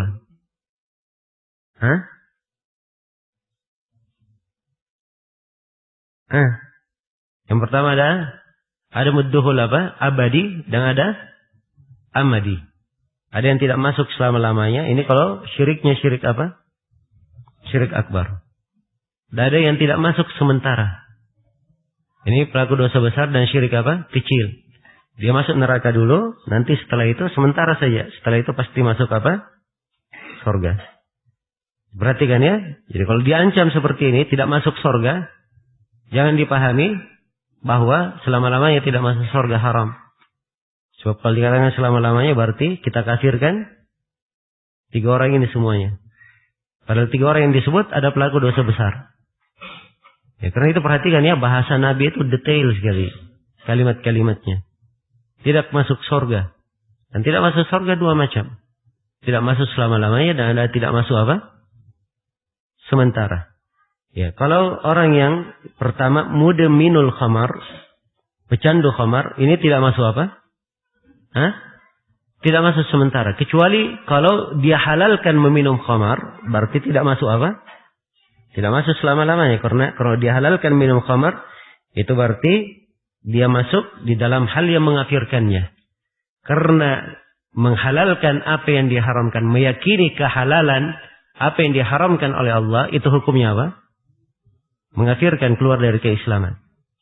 Tapi banyak orang yang melakukan dosa, minum khamar, dia tahu dosa, dia tahu itu haram, dia tahu tidak boleh. Hanya saja maksiat yang menyebabkan dia melakukan hal tersebut. Maka ini dosa besar saja. Ya, tapi kalau orang minum khamar memang karena dasarnya, biarkan saja. Al-Quran dan hadits bilang haram. Kalau saya mau bilang halal, bagaimana? Ya. Kalau dia berucap seperti ini, maka ini disebut Dia menghalalkan hal tersebut, meyakini kehalalannya. Ya, maka ini mengafirkannya keluar dari keislaman. Ya, berbeda ya dengan orang yang minum khamar, dia tahu diri itu keliru, dosa. Ya. Maka yang seperti ini tidak menyebabkan dia keluar dari Islam. Wa qati'ur rahim, demikian pula orang yang memutus silaturahminya. Ini dari dosa besar ya. Dan terakhir, wa musaddiqun bis-sihr. Ya. Orang yang membenarkan sihir. Ya, sihir itu banyak bentuknya ya. Jadi kalau dia benarkan sihir bentuk apa saja, termasuk ilmu nujum yang terlarang, maka ini masuk di dalam orang yang tidak akan masuk surga. Baik. Jadi menunjukkan tentang haramnya mempelajari ilmu nujum. Ya, dari kalimat musaddiqun bisihir. Karena sihir itu banyak bentuk. Salah satu dari bentuk ilmu nujum adalah apa? Salah satu dari bentuk sihir adalah apa? Ilmu nujum. Karena itu salah satu penamaan tukang sihir dinamakan apa? Munajjim. Munajjim itu ya menggunakan apa? Ilmu nujum. Dan Romal, ya walaupun dia tulis-tulis di mana? Di tanah, tapi itu dia kaitkan dengan apa? Dia kaitkan dengan bintang-bintang. Ya. Dan banyak ya dari kesyirikan para dukun, para tukang sihir itu berkaitan dengan bintang. Baik. Selesai sudah ya bab ini. Jadi saya simpulkan sekali lagi bahwa ilmu nujum terbagi dua. Ada ilmu al-asbab dan ada ilmu al-ahkam. Di bahasa saya ada bahasa lainnya, ada ilmu ta'thir dan ada ilmu apa? At-tasyir. Jadi kalau dia hanya sebagai asbab, sebagai tasyir, ya, sebagai perjalanan untuk menentukan arah jalan, ini boleh atau tidak? Boleh. Tapi kalau dia yakini padanya ahkam, ya, ketentuan hukum-hukum, dia yakini padanya ta'thir, memberi pengaruh, maka ini hukumnya apa? Hah? Hukumnya apa? Syirik. Syirik apa? Ya, ini ada rincian. Kalau dia yakini bintang-bintang itu memberi pengaruh dengan sendirinya, ini hukumnya apa? Syirik akbar. Dan kalau dia yakini bintang-bintang itu memberi pengaruh karena apa? Sebagai sebab saja, maka ini hukumnya apa? Syirik asghar. Baik, selesai ya. Kemudian penulis rahimahullah menjelaskan masail. Kata beliau fihi masail al-ula al-hikmatu fi khalqin nujum. Yang pertama hikmah dari diciptakannya bintang. Yang disebut kota ada berapa hikmahnya? 3. Semuanya berasal dari Al-Quran. Yang pertama dia sebagai hiasan di langit. Yang kedua untuk melempar syaitan. Yang ketiga untuk petunjuk di dalam perjalanan. Baik. Kemudian yang kedua ar-raddu ala man za'ama ghaira dzalik. Bantahan terhadap siapa yang menyangka selain daripada itu dari penggunaannya. Jadi kalau ada yang menggunakan ilmu nujum pada selain dari 3 hal ini, maka itu tidak diperbolehkan. Tidak diperbolehkan. Jelas ya? Baik. Kemudian kata beliau yang ke berapa? Yang ketiga, dzikrul khilaf fi ta'allumil manazil. Ya, silang pendapat di kalangan ulama tentang hukum mempelajari ilmu letak peredaran bulan. Ya. Letak perbedaan pendapatnya ya. Karena dalam hal tersebut ini bisa mengantar kepada apa? Kepada kesyirikan. Anggaplah dia pelajari baik, tapi kalau dia gunakan untuk tidak baik setelah itu bagaimana? Iya. Jelas ya? Karena itu Syekh di sini menyebutkan ada khilaf ya. Qatadah membolehkan, Ibnu Uyainah juga makruhkan, Ahmad dan Ishaq memberikan keringanan. Ya, ada hakikatnya rinciannya seperti yang telah disebutkan oleh Qatadah. Ya, dan khilaf ini tidak berpengaruh. Yang kita lihat adalah adillah ya. Kemudian yang kelima al-wa'id fi man saddaqa bi syai'in min asy-syihr wa la arafa annahu batil. Iya, ancaman bagi orang yang mempercayai suatu bentuk sihir walaupun dia mengetahui batilnya sihir itu. Baik, selesai bab ini. Kemudian bab berikutnya kata beliau babu ma jaa fil istisqa bil anwa. Baik. Kata beliau rahimahullah bab seputar menisbatkan turunnya hujan kepada bintang. Iya. Istisqa dari asal katanya talabus suqya, meminta apa? Meminta turunnya hujan. Iya. Jadi kalau dia katakan istisqa bin nujum, artinya dia meminta turunnya hujan itu dengan melihat bintang-bintang. Iya, dengan melihat bintang-bintang. Ya maknanya memang kalau kita bahasakan, bukan artinya dia minta turunnya hujan kepada bintang ya. Tapi maksudnya dia nisbatkan turunnya hujan itu kepada apa? Kepada bintang. Begitu maksudnya. Iya. Baik, istisqa bil anwa ini hukumnya terbagi dua. Iya. Menisbatkan turunnya hujan dengan bintang. Iya, ini terbagi dua. Baik. Yang pertama ada yang dihitung sebagai apa? Dihitung sebagai syirik akbar. Dan yang kedua ada yang dihitung sebagai syirik asgar. Iya. Yang dihitung sebagai syirik akbar. Iya. Yang dihitung sebagai syirik akbar itu dua perkara. Yang pertama, dia meminta langsung kepada bintang. Dia berkata, wahai bintang, turunkan untukku hujan. Wahai bintang begini, turunkan untukku hujan. Iya. Maka ini hukumnya apa? Syirik akbar. Sebab dia memohon kepada selain Allah. Iya. Dan ini sudah merupakan syirik akbar. Dan bentuknya banyak ya yang seperti ini. Kemudian yang kedua, dari syirik akbar, ya dia nisbatkan, dia katakan bahwa hujan ini turun, ya. Yang menurunkannya adalah apa? Bintang. Jadi bintang adalah pelaku yang menurunkan bintang. Bintang adalah pelaku yang menurunkan apa? Menurunkan hujan. Jadi kalau dia katakan seperti ini syirik akbar juga. Ini hukumnya syirik akbar. Ini dua bentuk semuanya dihukumi apa? Syirik akbar. Yang syirik asgar, kalau bintang itu dia jadikan sebab saja. Oh dia lihat bintang ini, oh ini sebab datangnya ini. Ya, ada bintang ini adalah sebab datangnya ini. Maka ini dari sisi ini dihukumi sebagai apa? Sebagai syirik asgar. Sebagai syirik asgar. Baik. Jadi ini kesimpulannya ya di dalam pembahasan ini. Kata beliau rahimahullah, wa qaulullah ta'ala dan firman Allah Ta'ala, wa taj'aluna rizqakum annakum tukadzibun. Dan kalian menjadikan rezeki kalian, yang menjadikan kesyukuran kalian dengan cara mendustakan Allah. Iya. Ayat ini Allah Subhanahu wa taala mencela kaum musyrikin dengan kekufuran mereka terhadap nikmat-nikmat Allah Subhanahu wa taala. Ya, Allah mencela kaum musyrikin karena kekafiran mereka terhadap nikmat-nikmat Allah. Di mana mereka menisbatkan turunnya hujan kepada bintang. Ya. Dan ucapan ini kedustaannya dianggap berdusta mereka. Dia dapat rezeki, dapat nikmat dari Allah. Harusnya kan dia bersyukur.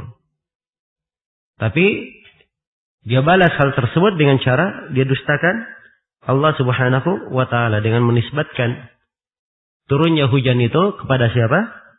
Kepada bintang. Iya. Maka sisi pendalilan penulis jelas dari ayat, ya, Allah Subhanahu wa taala mengingkari penisbatan nikmat itu kepada selain dirinya. Ya, dan hujan itu bagian dari nikmat Allah. Jelas ya? Dan itu dianggap dari bentuk kedustaan. Baik faedah dari ayat pembatilan nisbat turunnya hujan kepada bintang-bintang. Kemudian yang kedua bahwa penisbatan turunnya hujan kepada bintang adalah kedustaan. Ya, kemudian yang keempat, wajib bersyukur kepada Allah terhadap nikmat-nikmatnya.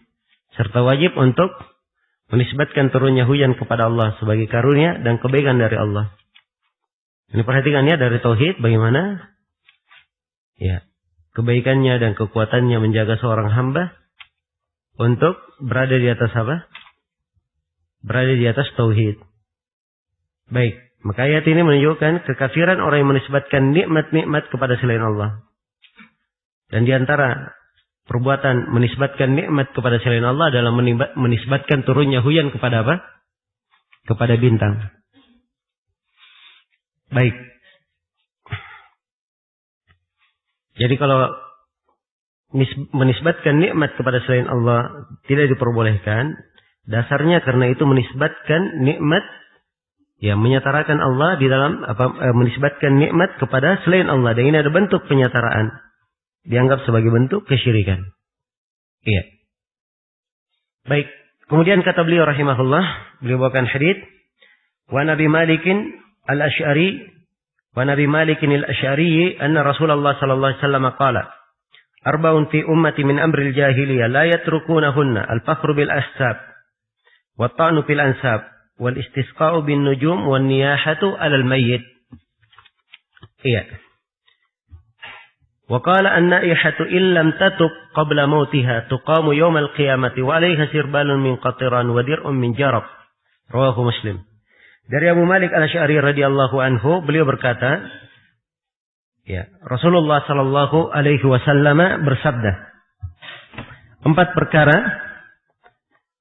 yang terdapat pada umatku tergolong dari perbuatan jahiliyah yang tidak ditinggalkan oleh mereka.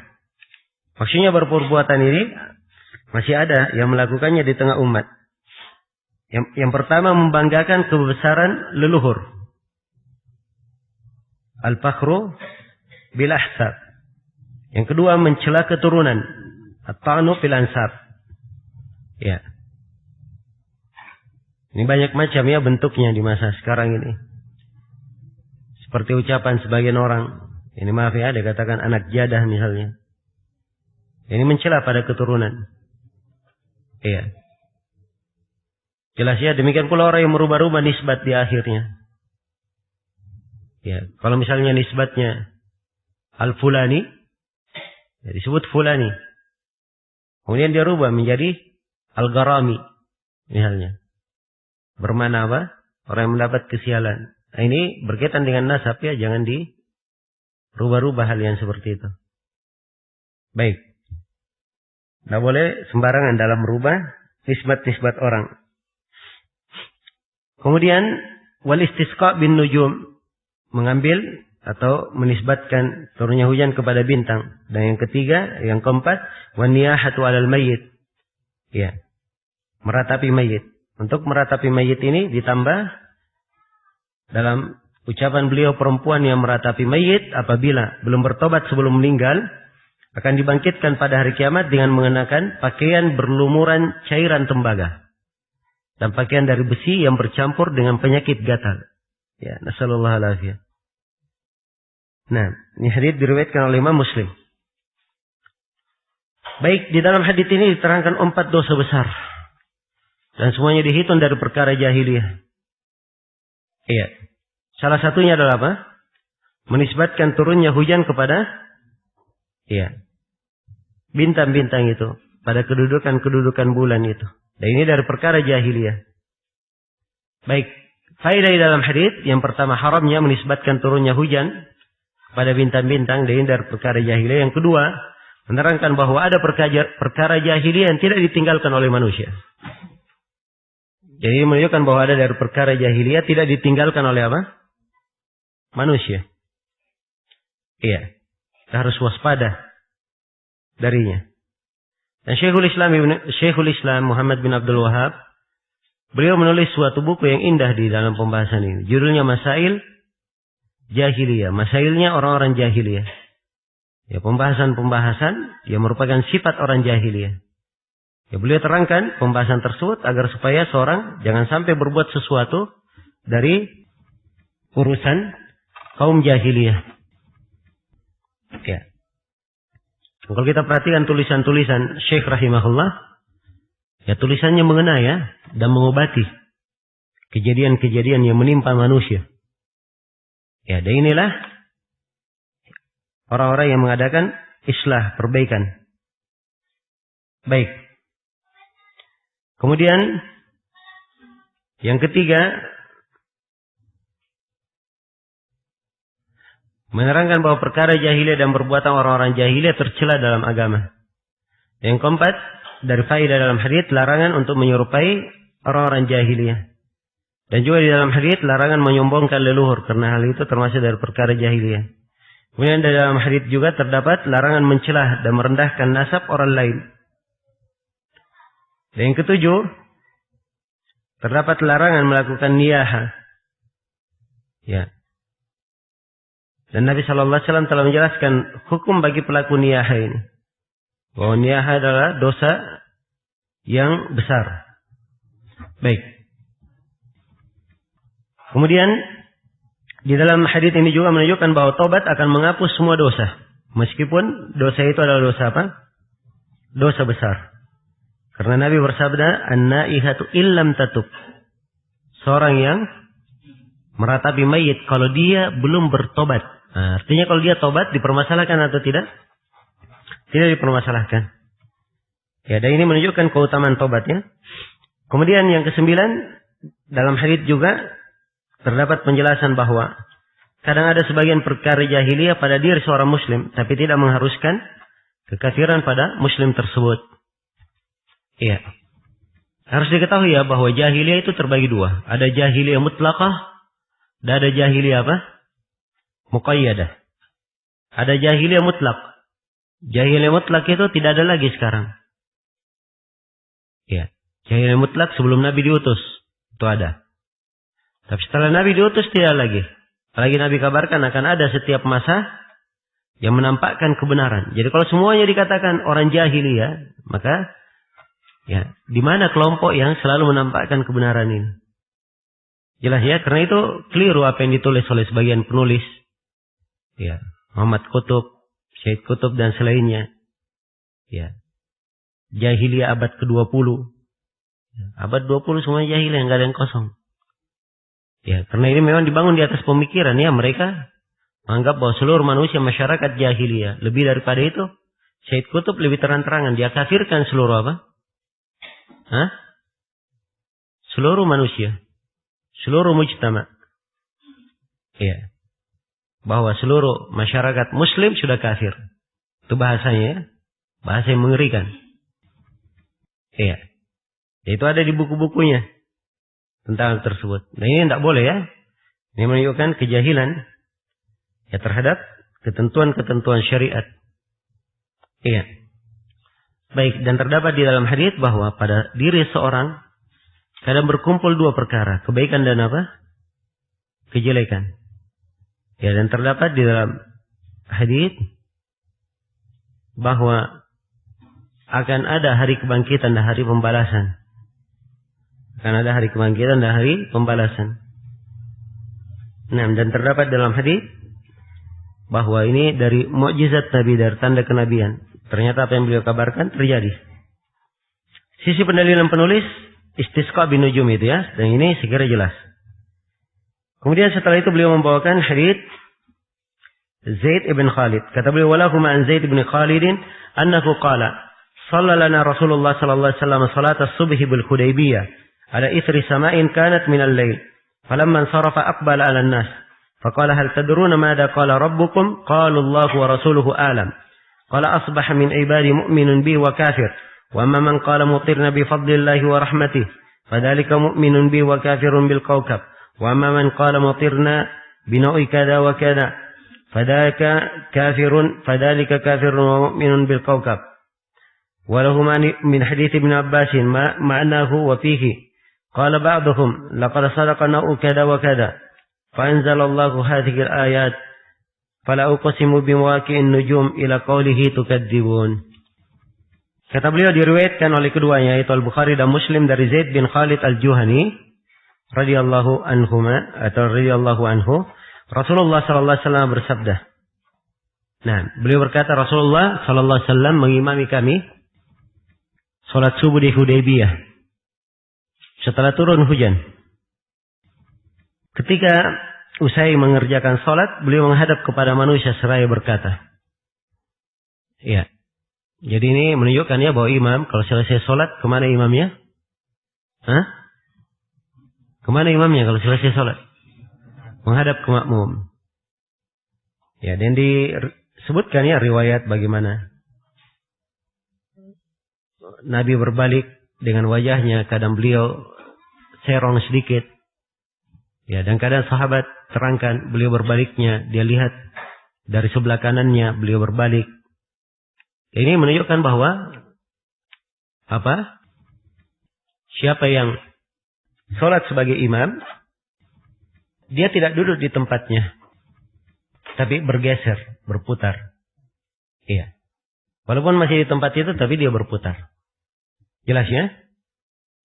Dan Nabi hanya duduk sedikit saja, sebagaimana dalam hadits Ummu Salamah. Sebatas apa? Sebatas membaca Allahumma tassalam wa minkas salam tabarakta ya dzal jalali wal ikram, dan sebelumnya istighfar 3 kali. Dan kalau dia bertakbir juga masuk di dalamnya. Sebatas itu saja. Setelah itu berbalik segera. Dan bukan sunnah berlama-lama. Ya, bukan sunnah apa? Berlama-lama. Karena itu Imam Syatibi sebut dari sebagian as-salaf bahwa dia duduk lama di situ, apa dia duduk di atas bara api itu lebih baik daripada dia duduk lama di situ. Kenapa? Sebab menyelisih sunnah. Menyelisih sunnah.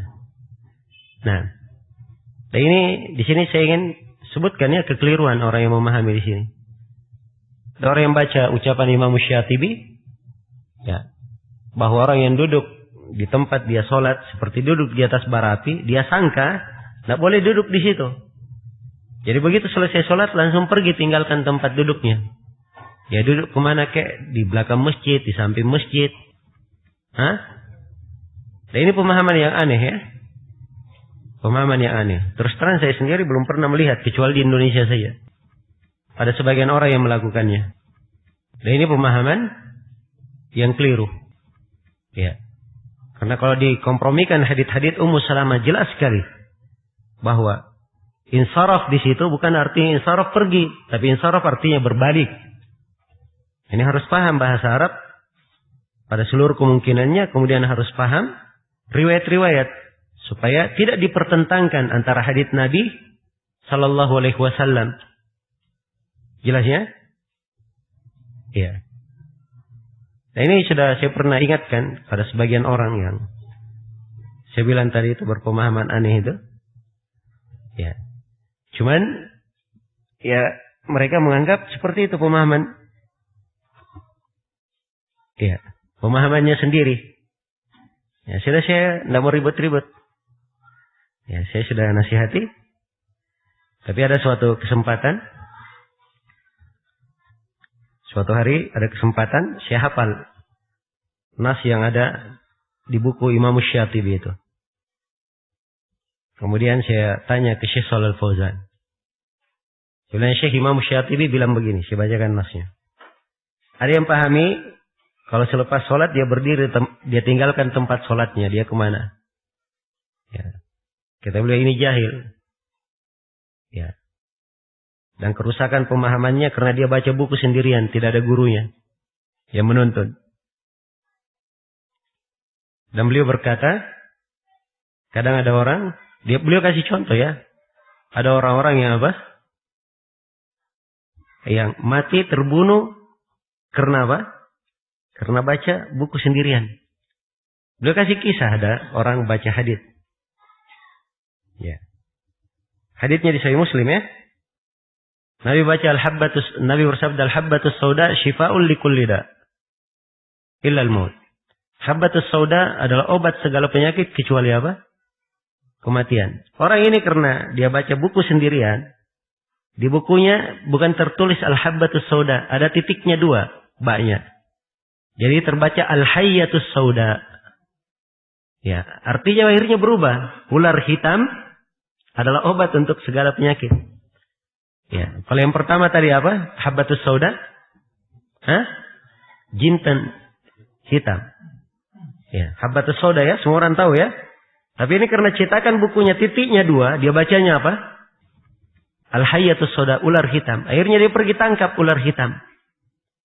Ya, dia makan sebagai obat, matilah dia. Ya. Kata Syekh, lihat, dia terbunuh oleh kejahilannya sendiri. Iya. Dan ada kisah lain ya, banyak kisah yang seperti disebutkan juga, seingat saya disebut juga oleh beliau kesempatan itu, dan disebut juga kisahnya di di Tadribur Rawi. Ada orang kalau dia ke masjid, ya tiap kali ke masjid dia pasti bawa kampak, ya, dan bawa pisau. 2 dia bawa kampak, bawa apa? Bawa pisau. Ya. Dia ditanya, loh kenapa seperti itu? Katanya kan ada haditsnya. Ya, dan memang haditsnya riwayat Bukhari Muslim memang. Tapi dia salah baca. Dia baca apa haditsnya? Idza ataitumus sholata fa'tuha bisikinin wa fa'at. Ya. Padahal haditsnya di Sahih Bukhari dan Sahih Muslim, idza ataitumus sholata fa'tuha bisakinatin wa waqar. Ya, apabila kalian datang ke salat, datanglah dengan tenang dan tidak tergesa-gesa. Sakinatin artinya tenang. Dicetakan buku dia bacanya apa? Bisikin. Sikin artinya apa? Pisau. Ya. Waqar, salah tulis lagi bukunya. Jadi faas. Faas artinya kampak. Akhirnya sudah hukum yang dia petik kalau dia pergi sholat bawa apa? Pisau dengan kampak. Ya. Nah, ini karena baca buku apa? Sendirian. Ya. Jelas ya? Apalagi kalau hanya bersandar baca buku-buku terjemahan. Baca buku-buku terjemahan. Ya. Dan banyak sekarang ya dari penerjemah-penerjemah. Ya. Apalagi yang menerjemah buku-buku besar. Kadang dia sendiri tidak paham apa maknanya. Terjemah Fathul Bari. Hebat sekali. Selesai Fathul Bari terjemah. Ya. Yang terjemah sendiri. Banyak hal yang dia tidak paham maknanya. Terjemah Ibnu Katsir. Ya. Nah ini ada pengalamannya. Saya pernah sekali pengajian tafsir. Dan audiensnya memakai terjemahan ringkasan Ibnu Katsir. Ya.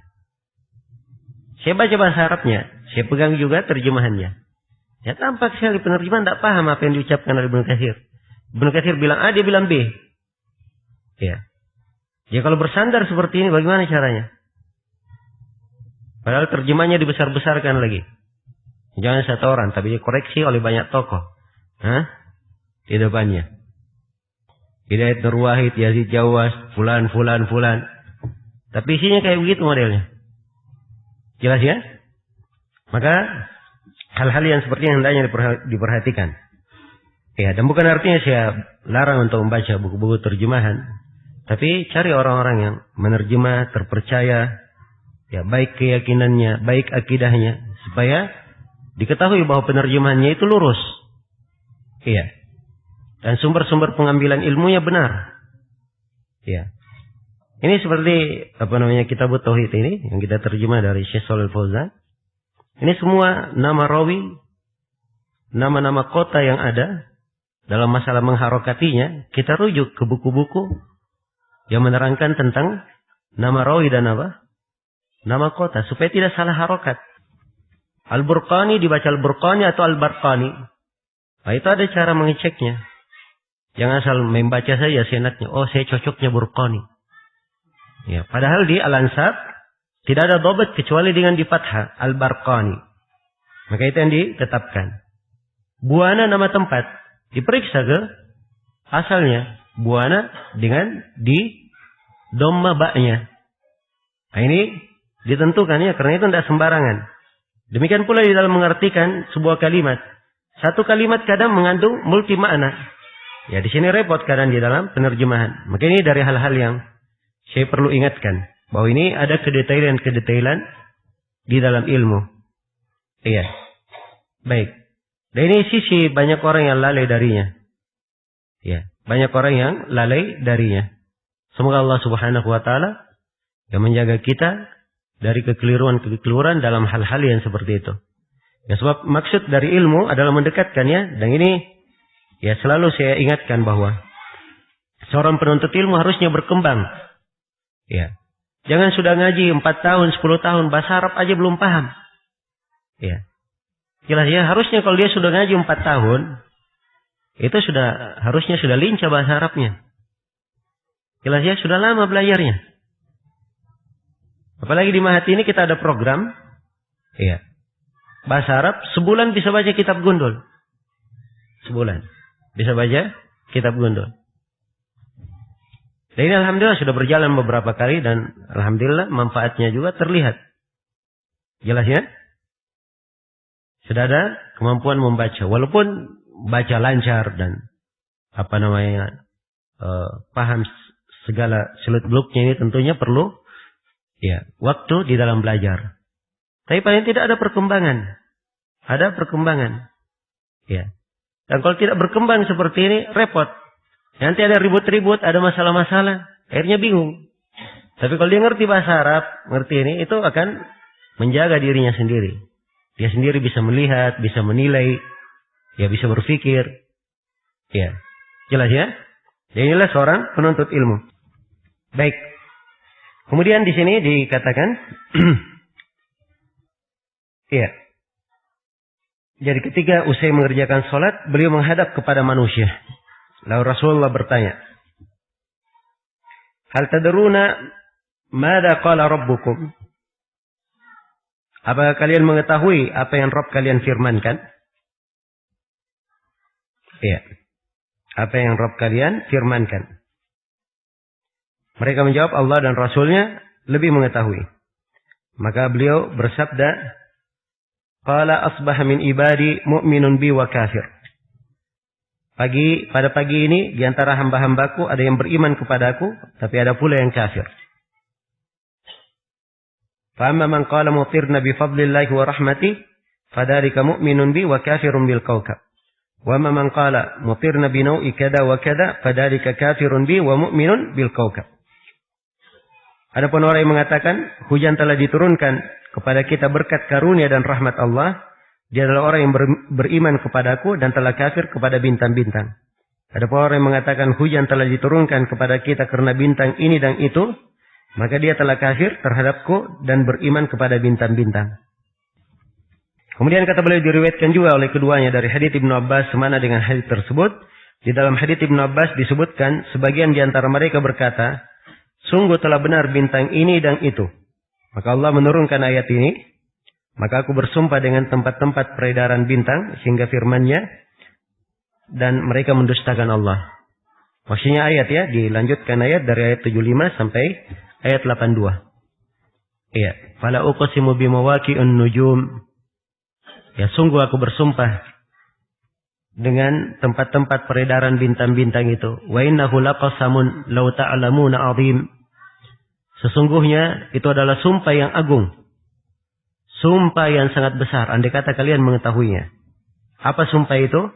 Innahu laqur'anun karim. Sungguhnya itulah Al-Quran yang maha mulia. Fi kitabin maknun.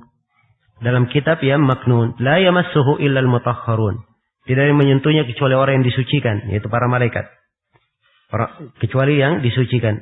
Tanzilun min rabbil alamin. Diturunkan dari sisi Allah Rabbul Alamin. Apa bihadal hadithi antum mudhinun? Apakah terhadap pembicaraan ini kalian melakukan mudahana? Kalian takut sehingga melakukan mudahana. Wa taj'aluna rizqakum annakum tukadzibun. Dan kalian menjadikan kesyukuran kalian dalam bentuk kalian melakukan kedustaan ya terhadap nikmat Allah Subhanahu wa taala. Ya, hadits ini jelas sekali ya kandungannya. Ya. Adalah untuk menerangkan bahwa diharamkan menisbatkan turunnya hujan kepada bintang. Dan di dalam hadits disebut bahwa itu adalah perbuatan kekafiran. Di ayatnya disebutkan kedustaan. Kalau di haditsnya disebutkan kekafiran. Kalau di ayat disebut apa? Kedustaan. Iya. Dan inilah yang kita telah jelaskan bahwa hukumnya itu dibagi menjadi dua. Kadang dia syirik akbar dan kadang dia syirik apa? Syirik asghar. Maka dari hadits ini terdapat pelajaran haramnya. Yang pertama haramnya menisbatkan turunnya hujan kepada bintang dengan penamaan perbuatan tersebut ya dengan kekufuran. Yang kedua disyariatkan mengajari dan memperingatkan manusia tentang perkara-perkara yang dapat merusak akidah mereka. Dan yang ketiga wajib bersyukur kepada Allah atas nikmat-nikmat yang telah diberikan. Bahwasanya tidak boleh menyandarkan nikmat tersebut kepada selain Allah. Nah, yang keempat menyampaikan pelajaran melalui metode soal jawab karena hal itu membekas ya lebih kuat di dalam jiwa. Nah, dan yang kelima menunjukkan bahwa siapa yang ditanya tentang sesuatu yang tidak diketahui hendaknya dia diam dan menyerahkannya kepada yang mengetahui. Dan yang keenam menetapkan penyifatan Allah dengan al-fadl. Ya, memiliki karunia dan keutamaan dan memiliki rahmat, maha memiliki rahmat. Dan yang ketujuh menjelaskan bahwa ada di antara kekufuran yang tidak mengeluarkan dari keislaman. Nah, ini di antara dalil kuat ya. Jadi kafirun bi, padahal kekafirannya tidak mengeluarkan dari keislaman. Sebab asalnya pada menisbatkan turunnya hujan itu dihitung kepada syirik apa? Syirik asghar. Dan syirik asghar tidak mengeluarkan dari keislaman. Di akhir bab ini penulis menyebutkan masail. Kata beliau, wa fihi masail. Di dalamnya terdapat beberapa permasalahan. Yang pertama, tafsir ayatil waqi'ah. Ya, tafsir ayat al-waqi'ah.